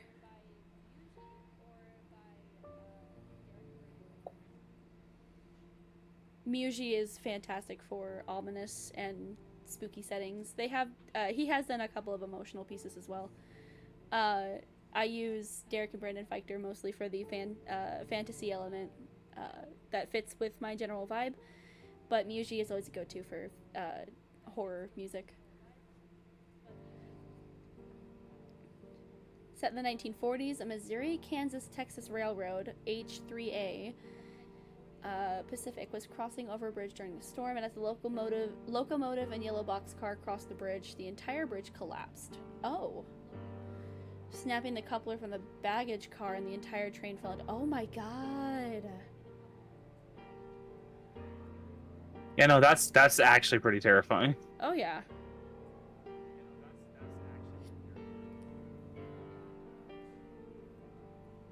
Oh, speaking of trains, I can't be sure if this was the case, but I was crossing the tracks a few days ago.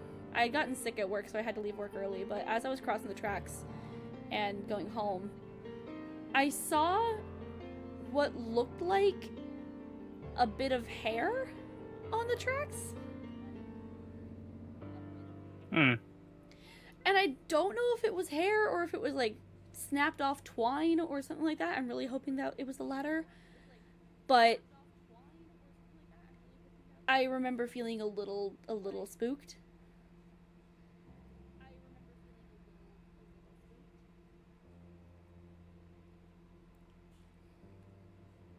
God, I imagine. Yeah, that sounds horrifying. That does. A lot of those. I've had stuff like that. Dreams I've had about train like getting hit by a train and stuff. Like I've had dreams where I've gotten into a car crash. Like I felt it and I actually woke up. I remember this one very specific dream where I gained lucidity. I went lucid in the dream, and I've had pretty consistent. Hi, Mocha. Hello, Pretty Mocha. consistent night terrors for several years too. Thankfully, they've stopped recently. That's good. I'm glad to hear that. I I'm gonna be real with you. I only got like 2 hours of sleep last night because of what? Jackie, come here. I Two, hug you, maybe baby. three. Please, I would like a hug. And it um, didn't start. Lack of sleep didn't start hitting me until like later the evening. yeah, it tends to happen that way, doesn't it? You go to bed at this around the same time every night, and then like you don't do that, and your body's just like, what the fuck? What do? What do? But I remember. Okay, I remember this one dream where I was in the middle of the dream. I was outside my apartment, and I gained lucidity, and I realized, hey, I want to wake up now. So my brain somehow put together the logic of you die in the dream, you wake up, right? So I went and Yeah. I stood out in the middle of the road as a car was coming, that car went right through me. And I panicked.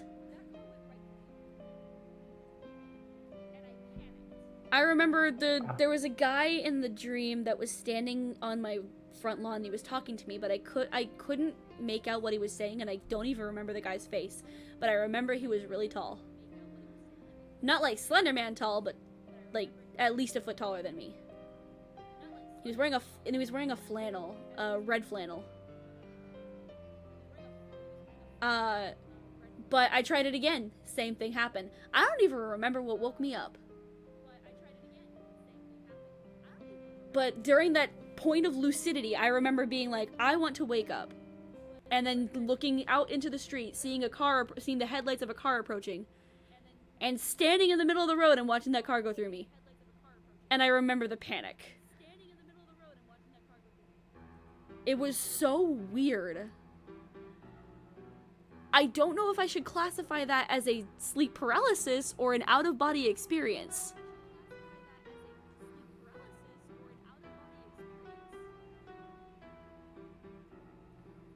I've actually nearly got hit by a train IRL. Tyler, what the hell? Family was wedged between two vehicles due to a red light further up. Oh no. Oh no. That's terrible. Jesus Christ, man. Pro tip, don't watch a show about the world's worst nuclear disaster when you have a phobia of nuclear... Mocha! Oh. That shit sticks with you. Oh yeah. 10 seconds. I almost lost my life in 10 seconds. Oh my god.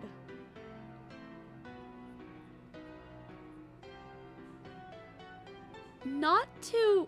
Okay, not... The autism must learn more about rabbit holes. Yes, it is! Because I ended up in a lot of websites that I shouldn't have learned about at a young age. And I don't mean like, two girls, one cup. I mean, I mean watching someone get a certain important top half of them sliced off of by accident, and in all the detail, and it was okay. Ooh, all right. Yeah. The curiosity killed the cat, satisfaction brought, but no, the curiosity threw the fucking cat down a hallway there. I remember my first introduction to horror films. There was a movie called Ghost Ship. Oh, tying back beautifully into Hauntings. But the movie was about a crew that was going to investigate this wreckage of a cruise line. And I was specifically talking about this because I remember how graphic that movie was. There was a point where there was a specific ghost or entity that was on the ship that had taken the form of a lovely young lady. Yeah, that chick got hooked on one of those really big, like, chain hook things. The really heavy ones, you know what I mean? Oh yeah, 100%. Right under the jaw. And the movie did not spare any detail.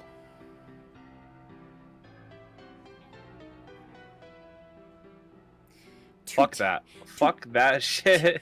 To 10-year-old me, that was scared. But tying that back into Hauntings, and it reminds me of another movie that I saw later down the line. I was like 15 or 16. It was called Ouija. It had Karen Gillan in it, and if you guys don't know who she is, she played Amy Pond in Doctor Who. Favorite show at the time, and when I found out that she played in this movie, I had to see it. So it was about a sister and a brother who had inherited a house that the childhood home that they had lived in.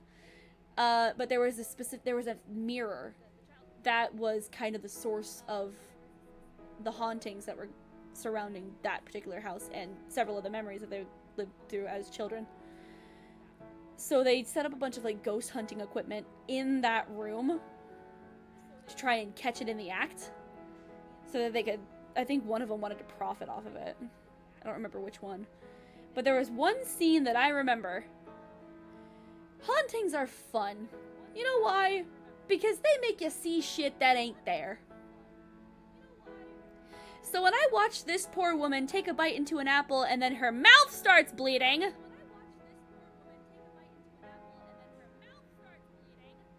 yeah, that was not an apple, that was the light bulb that was sitting next to it.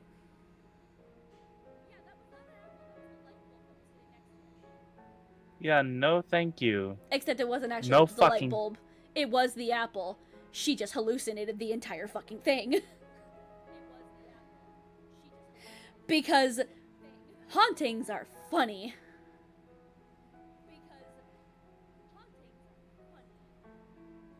That shit is fucking terrifying. Yep. Like, absolutely fucking terrifying. Oh, but it's such a... As a horror movie trope, at least, it's such a fun way to do hauntings. You think you're biting into a fucking apple? Nope, that shit's glass. You think you're eating rice? Nah, bitch, maggots. No. No thank you. Yeah, no. Mm-mm. Ugh. The thought of the maggots one just makes my stomach turn. I've had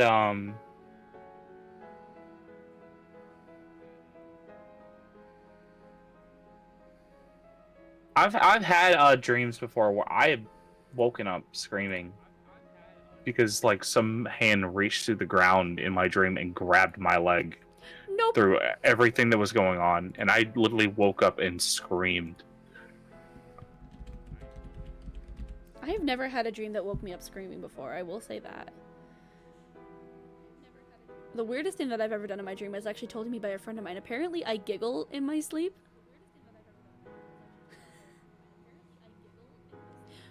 Which is already creepy enough.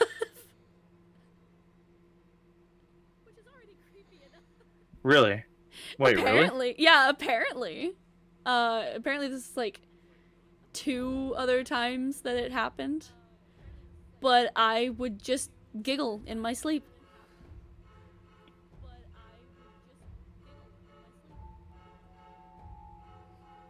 Imagine having a sleepover with me and then that's the only thing you hear.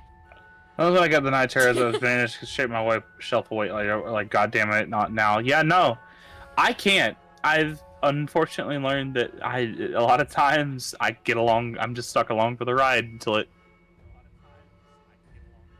I've had some times where when Nair has died, and a lot of things that have to do with rotting corpses and stuff like that in my dream, that I've woken up and grabbed Nair to make sure that he's still with me, and like physically shaking to make sure that he's okay and he's actually still there.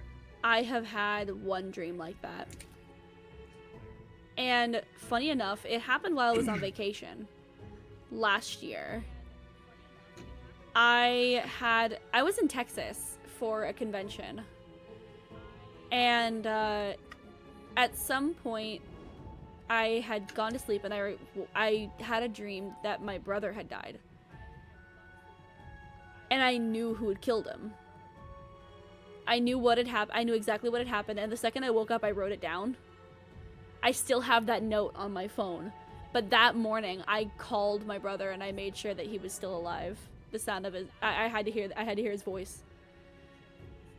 And when he answered, he was like, it was like 4 in the morning where he was, so he was like super tired. But like, knowing that he was still there, I damn near cried, like, on the phone. I'm just like, yeah, no, I'm fine. I just needed to hear you. Just needed to make sure you're okay. And he's like, I'm fine. Are you good? And I'm like, yeah, I'm good. I'm good now. I'm good now.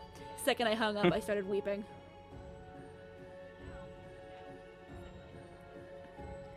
And just last night, I had a dream that my grandmother had died, and everything went into disarray. I don't remember too much from that dream, but I do remember waking up. I remember waking up in the dream. Oh, another raid. Sorry, 1 second. No, it's okay. Shakanetsu, thank you for the raid, my dear. Welcome into Azarine Fox Club stream. Welcome back to another episode of Full Moon Foxes with myself and the lovely Midkits here, two paranormal foxes and lover of all things horror. This episode we're covering hauntings. Hauntings of both the physical and the mental. Because we have covered everything from war stories to dreams and sleep paralysis.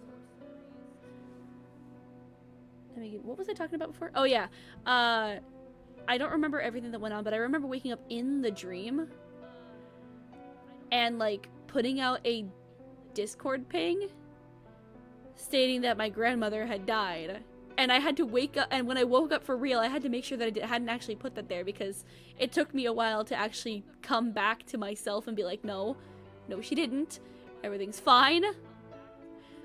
And sure enough, I didn't put out the ping. I thought I had done it like in my half asleep state, which I want to do sometimes.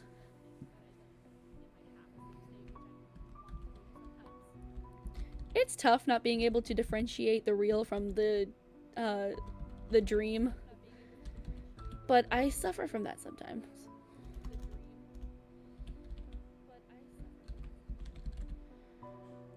I'm hoping I. It is genuinely fucking terrifying. I did. Oh, it's been 2 hours already? Dang. Do you want to keep going, or is this a good place to round it out? I'm down to go for another hour. Sure. Topics like this, like there's so many things that encompass it. It's hard not to find things to talk about when it comes to hauntings.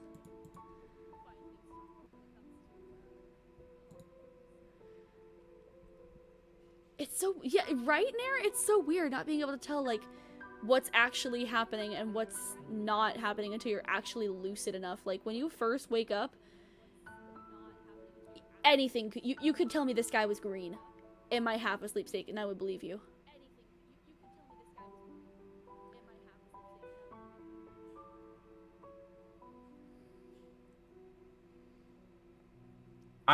It's hard to. It is really hard, and it becomes even worse when you can't differentiate between those two. That's another reason why I'm probably one of the ones that's like easily what's the word? Easily swayed by hypnosis.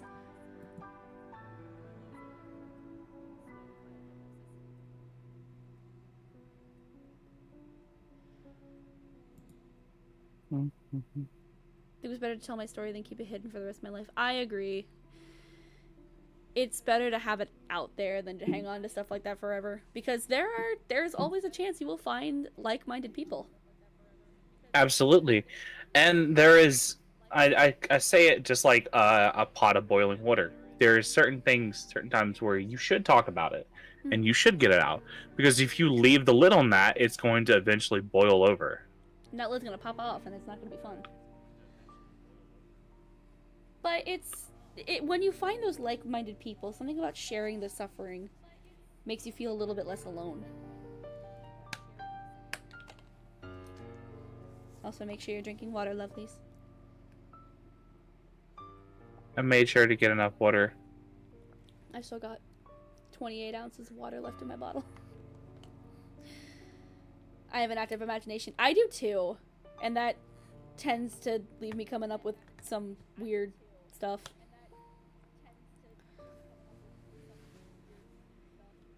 I wouldn't say I straight up hallucinate, but there are times where it feels like it comes close.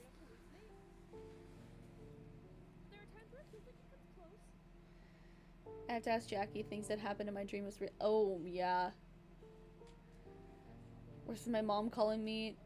I'll talk to her and then fall asleep thinking it was a dream because it was weird. It was a weird subject. I've had those moments. Oh god, what was...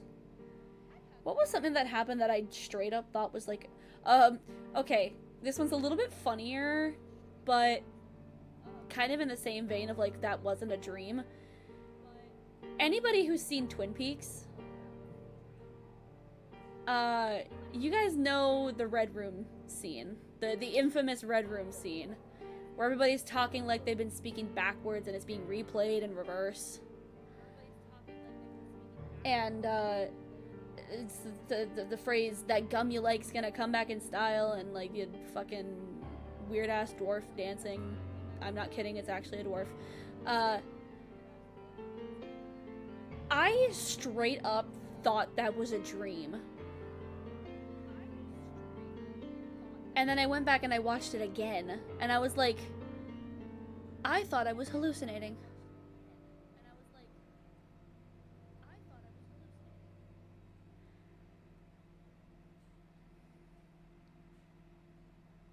Those are just the strangest to me, honestly.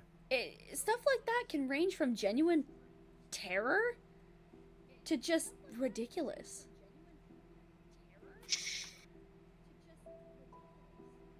Like, there's no way. You sit there like, there's no way that actually happened. And everybody else around you's like, no, dude, that happened.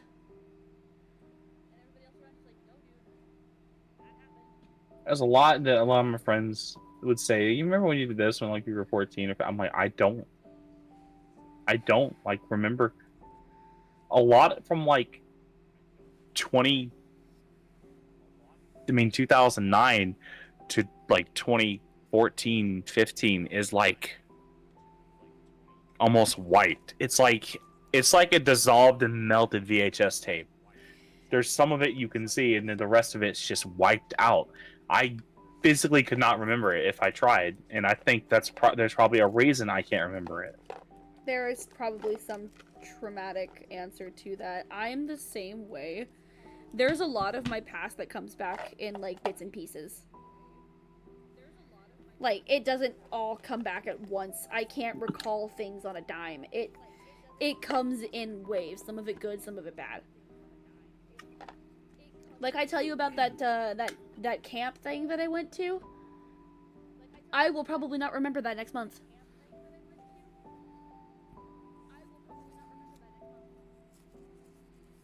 There's a lot that it'll hit me sometimes like a freight train. Mm. And then there's somewhere it just will not like show up like at all. There's a lot of my school life that I just can't remember. The only thing I do remember was the times that I would get in trouble because I was a bully. Fun fact.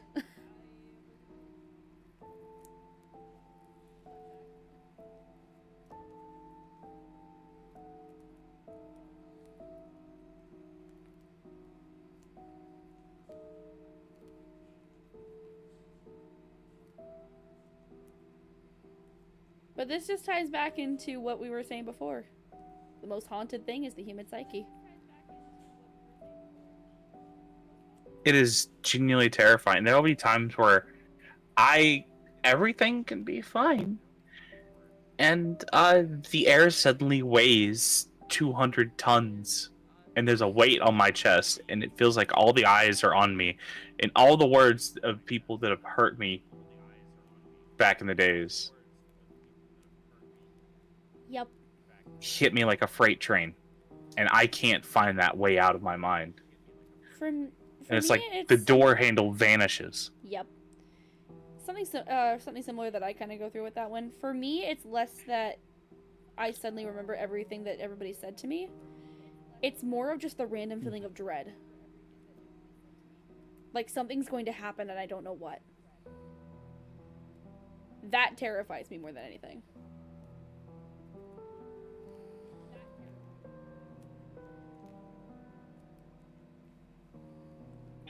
It's genuinely horrifying that the mind can do this.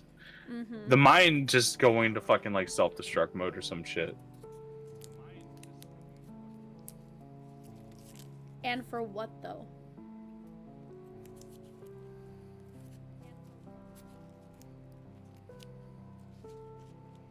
for just to make things worse. Like I thought things were supposed to get better. Like, we were supposed to work together, dude. Come on. I'm sorry, someone found a what in your where?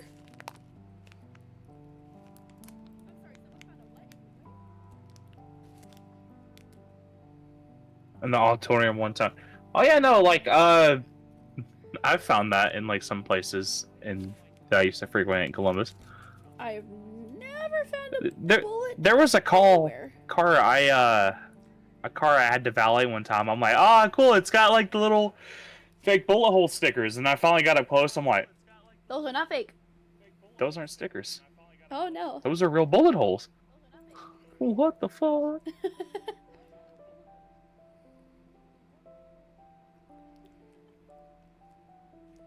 Oh god, I remember the terror that I felt when I found out that the high school that I went to that my sister was currently going to at the time got a bomb threat. Oh my god. It was several years ago, but I still remember the fear that went through me. Hello.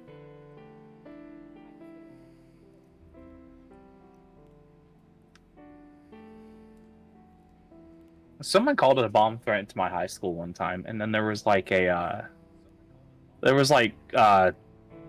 school still went on, but the entire fucking like school was being circled by like the sheriff's deputies of the area, and apparently, from what I heard, there was a helicopter hovering over the football game that night with a sniper. Oh Lord. I don't know how true that last part was, but my county's like thing would not fuck around. They are the county that we literally think of when we think of security.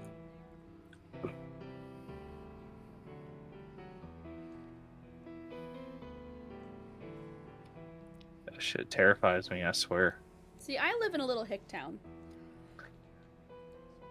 And kind of it's a small place. It's more like a retirement town than anything else.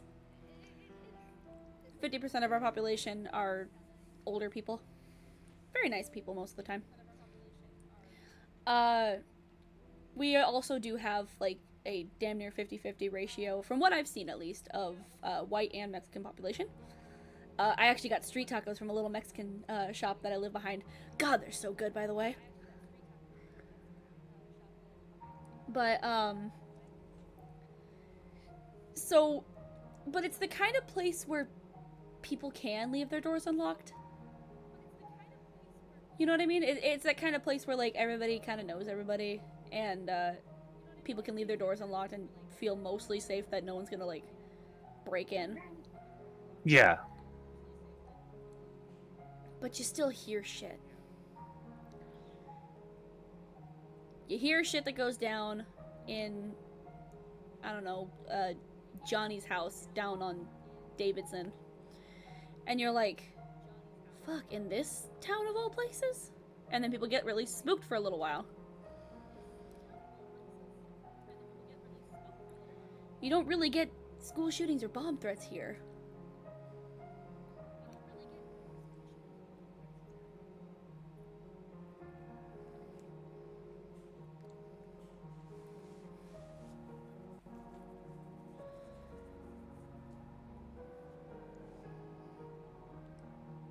Some of it is just, it feels like a lot of it could just show up out of the fucking blue, and it's genuinely shocking. Like, it could be this calm place, and all of a sudden it just hits them. That's why small town murders are usually ones that make the big news. Oh, actually, I forgot about one other place that I wouldn't say it's haunted, but it's definitely interesting. We call it the Ghost Bridge. It is a train bridge. You don't hear that fucking train until it's right on top of you. I've witnessed it myself. That's terrifying considering how fucking loud trains are. I've witnessed it myself.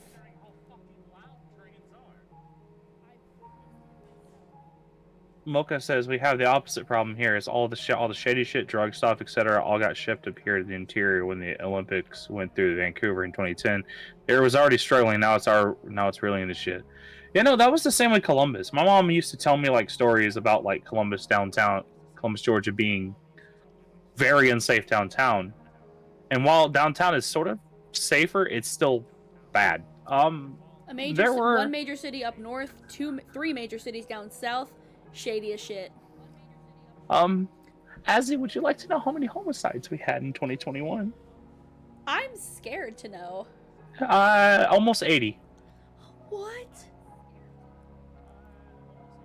They usually average in like the 40s, What the fuck? 50s. What the fuck? Why? Why? Why are people? Why do people? Why?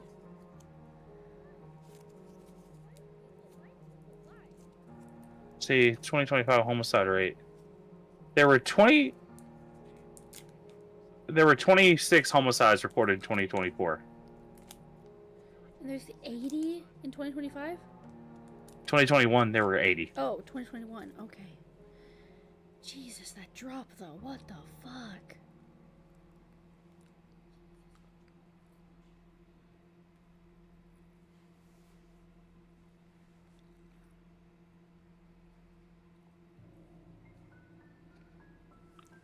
It is definitely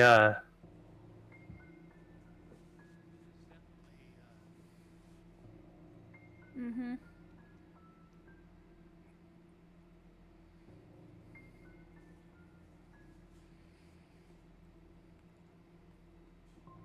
Someone put a small squid in it one of the shocks sinks? me. Where the hell did they get their hands on a small squid? Well, apparently Tyler lives in Florida, so Oh, that explains it.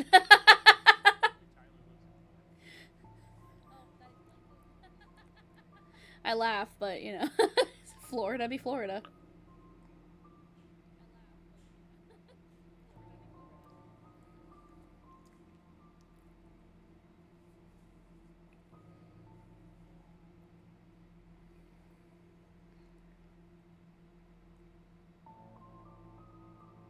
I can't really think of anything else in my area that like I could follows think I could places. I could speak up some like I'm English, God, He's not but here. Sorry. God damn it, that was unintentional. But but there I can think of a couple of areas. There's a lot of areas in Columbus, Georgia that were haunted Ooh. and still are haunted. But I gotta piss, so I will be right back real quick. All right. Leave me on the edge like Maybe, that, damn girl. yeah, I'll go piss, girl. God's at Pizza Hut. What's he doing over there, Jade? Hope you guys are enjoying the stream so far. We've had a lot more traction this time, which is really nice.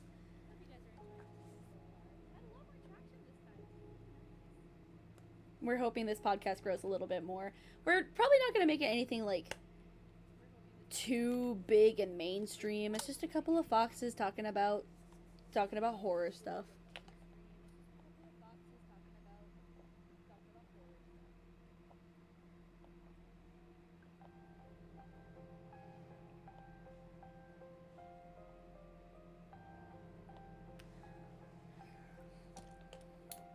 I like listening to you two. You both have a very calming voice. Thank you, Mocha. That's very sweet of you.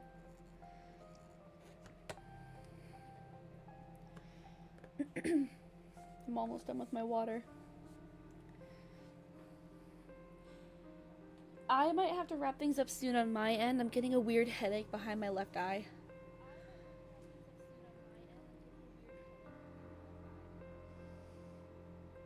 I'll be sure to let Jackie know when she comes back. That is the third raid of the evening.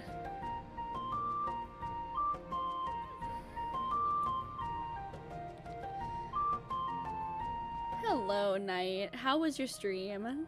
How are you today? To everybody coming in from the Night Shifter's stream, hello. My name is Azarine Foxglove. I am the resident bard of the Invalid Gateway and in the land of Twitch.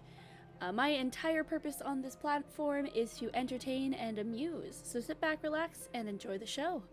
Tonight we are live again with another episode of Full Moon Foxes, a podcast dedicated to all things horror with myself and fellow IG team member Midkits, aka Jackie. She is currently away from her desk at the moment, so she will be back momentarily. I hope that you had a good stream. Let me give you a shout out tonight. Feel free to stick around or go ahead and do some after stream care if you need it.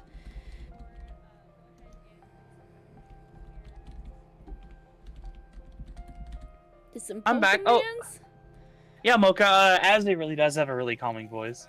I could say the same thing about you, my darling. Wait, no.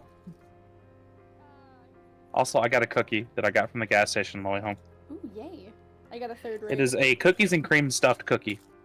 Nice. I got a third raid. I got a raid from Night. Lead Doppler is correct. Oh, shit. It's true, Jackie. Don't deny the truth. Wait, no. No, don't. No, don't do that. No. You're not allowed to do that. Stop it. No. What? No, You funny you say that. Wait. I went to the bathroom and Holly did the cat thing where they get low and they do that creep walk? Yes. She walked over to like as crap. Yeah, she walked in like curled up in like the corner of like by the back door, like under like some wood, and I picked her up. I'm like, what are you doing? She just kind of like looked at me and I picked. She goes, wee. And I'm holding her and she's just like sitting there with her arms down. Wee. Wee. I'm like, oh my god, chill. Wee.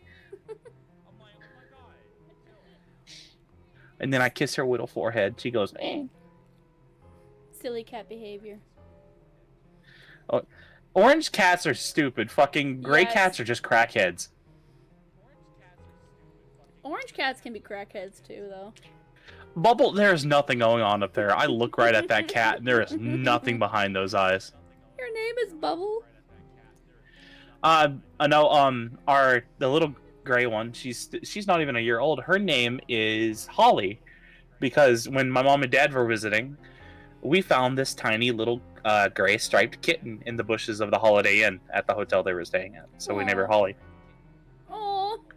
And our other cat, this big boy, the biggest boy, he's orange, and his name is Bubbles. Aww. Because he is round like Bubble. Him look like Bubble. Him look like a fucking creature when he stares at me from the hallway in the dark. I'm like, what do you want, Bubbles? What do you want? He has like 5 different tones of meow, and I don't know how to fucking register any of it. But one of the places haunted in Columbus, Georgia, is the Civil War Naval Museum. Now, I did mention earlier that Columbus has a lot of history with the Civil War. Yes. There is a lot on display at the Naval Museum that has been built because Columbus is directly on the bank of the Chattahoochee and was a mill town. There are a lot of abandoned and nowadays burnt down or dismantled mills on the riverbank of the Chattahoochee. So, of course, you had ironclads and a lot of different ships like the warships from the Civil War that existed.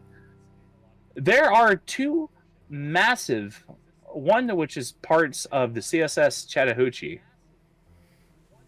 and then there's the CSS Jackson, which is, we have the entire hull that was raised out of the water in one area and put on display. Mm-hmm. That place has had a lot of hauntings, and it has had a good bit of moments, especially for some reason in the gift shop. And I've witnessed it myself, where it felt like someone grabbed my arm. There have been times that books have flown off the shelves, according to people who work there at the museum. Oh, fun. And there have been times where things have been hidden. There are probably a lot of restless spirits that came from those artifacts, either pulled out of the water or pulled out of battlegrounds. I don't doubt it. It was me. I've come to throw books. Please do not throw books at people. Those things hurt. I By have the to way. pay for that shit. I've been hit in the head with a book before. It's not fun. Please don't hit people with books. Yeah, no, I have too. I did it to someone else, but there was a good reason. Was it a sticks and stones may break my bones, but words will never hurt me? Six and stones might break my bones, but this book is gonna fucking hurt. But I was bullied a lot in high school. That's a story for another day. But did you ever heard of like the thing like Hornets, where like people would slingshot balled up pieces of paper, like tiny little balled up like yes. nubs of paper at you, and they hurt like a fucking hornet sting? Mm-hmm. Well, I had that, and the dude kept doing it at me. I'm like, you do it again, you're gonna fucking regret it. And did it again? He did it again. I threw a book at him. It hit him in the face. He stopped. Good. It was the heaviest textbook I had too. No. So no, we call that fuck around and find out. I hit him with the fuck around and find out. That's crazy. But I still love that there's joke. also just, like, places. She said, just Dad, I'm grounded. What'd you do? My teacher said sticks and stones will break my bones, but words will never hurt me. And? So I threw a dictionary at her. You are ungrounded.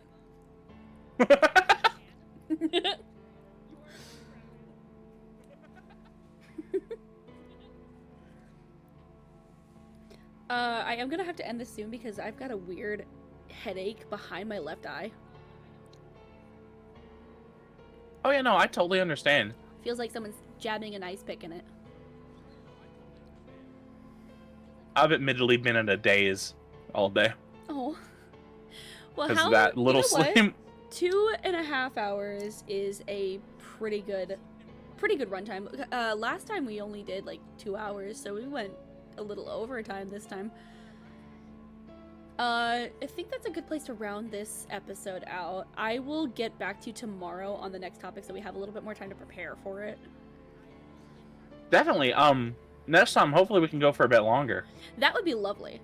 I have been drinking water, Inky. I've been drinking water the entire time, I promise. I had a 64-ounce water bottle that's like more than half empty now. I've been drinking water. But I think... Oh, it is also 10:30. I should probably get to bed, too. But thank you, everybody who stopped in this time. Thank you for, thank you to Diverting, Shakunetsu, and to Night Shifter for the raids tonight. Yeah, thank you all so much for tuning in for us tonight. And I really hope you enjoyed this episode of Full Moon Boxes. It's always a pleasure doing these with Azzy here, and she is an absolute doll to work with. She's amazing, one of my best friends, and like I said, a fellow lover of the paranormal. Finding somebody else who shares my love of horror the way Jackie does was definitely something that came as a very pleasant surprise. And It started with just one thing for Invalid Gateway, like a campfire story thing, and then we just decided to do this a more common thing. It was great. It was so much fun, and it always has been fun, and I'm very much enjoying doing this, and I hope if this does get a little more popular and we do get a little bit more, I wouldn't say mainstream, but like a little more traction from it, then I don't know, maybe we can have like a more dedicated setup for the actual podcast episodes themselves. But I'm not really looking to make this podcast too big, just for horror fans such as us. And it's really been a blast doing these. Like, I really cannot wait for the next one. I might, if it's okay with you, Jackie, I might leave it up to community to decide what the next topic would be. I'll pick like 3 different ones, and I'll let them choose. Oh, I'm completely okay with that. I'd actually love to see who would like to do that. Sounds fun. Then about a week or 2 weeks prior, I'll put out a poll, and I will keep you updated with the results. That being said, I don't have anybody that we can raid to this evening, so I think I'll just round us out and send us all on our merry ways. Be sure to follow the link that I have pinned in the chat to make sure that you subscribe to Midkits' channel because she does plenty of other different streams on the side. If you want to talk about anything locomotives, what was it, fighter planes as well? Fighter planes, cars. I live and breathe railways, motorsports, machinery, games, music. Japan because I'm a complete fucking weeb, and a bunch of other things. Like always, I'm always welcome to have more people to chat with. It's Me great to as see everyone here. you said Japan, me as a Yakuza enjoyer. Azzy when she goes to Japan and gets into a fight with a Yakuza. It's canon Imagine if event. I actually got into a fight with a Yakuza. Oh no. I'd probably die though. I cannot hold my own in a fight. I would fight tooth and nail, but I would probably die. I'd be left in the street like a dog. Oh, you'll be fine. Like, I'll just show up, and you just True. what you do is you call GK. I call GK. So true, bestie. She will pop out of the wall and be like, "Excuse me?" She'll pop out of the wall with a chancla. Oh no no not the chancla. She will pop out of the wall with a chancla. That said, everybody, again, thank you so much for tuning into this episode, and we will see you next time. Have a wonderful night, everyone.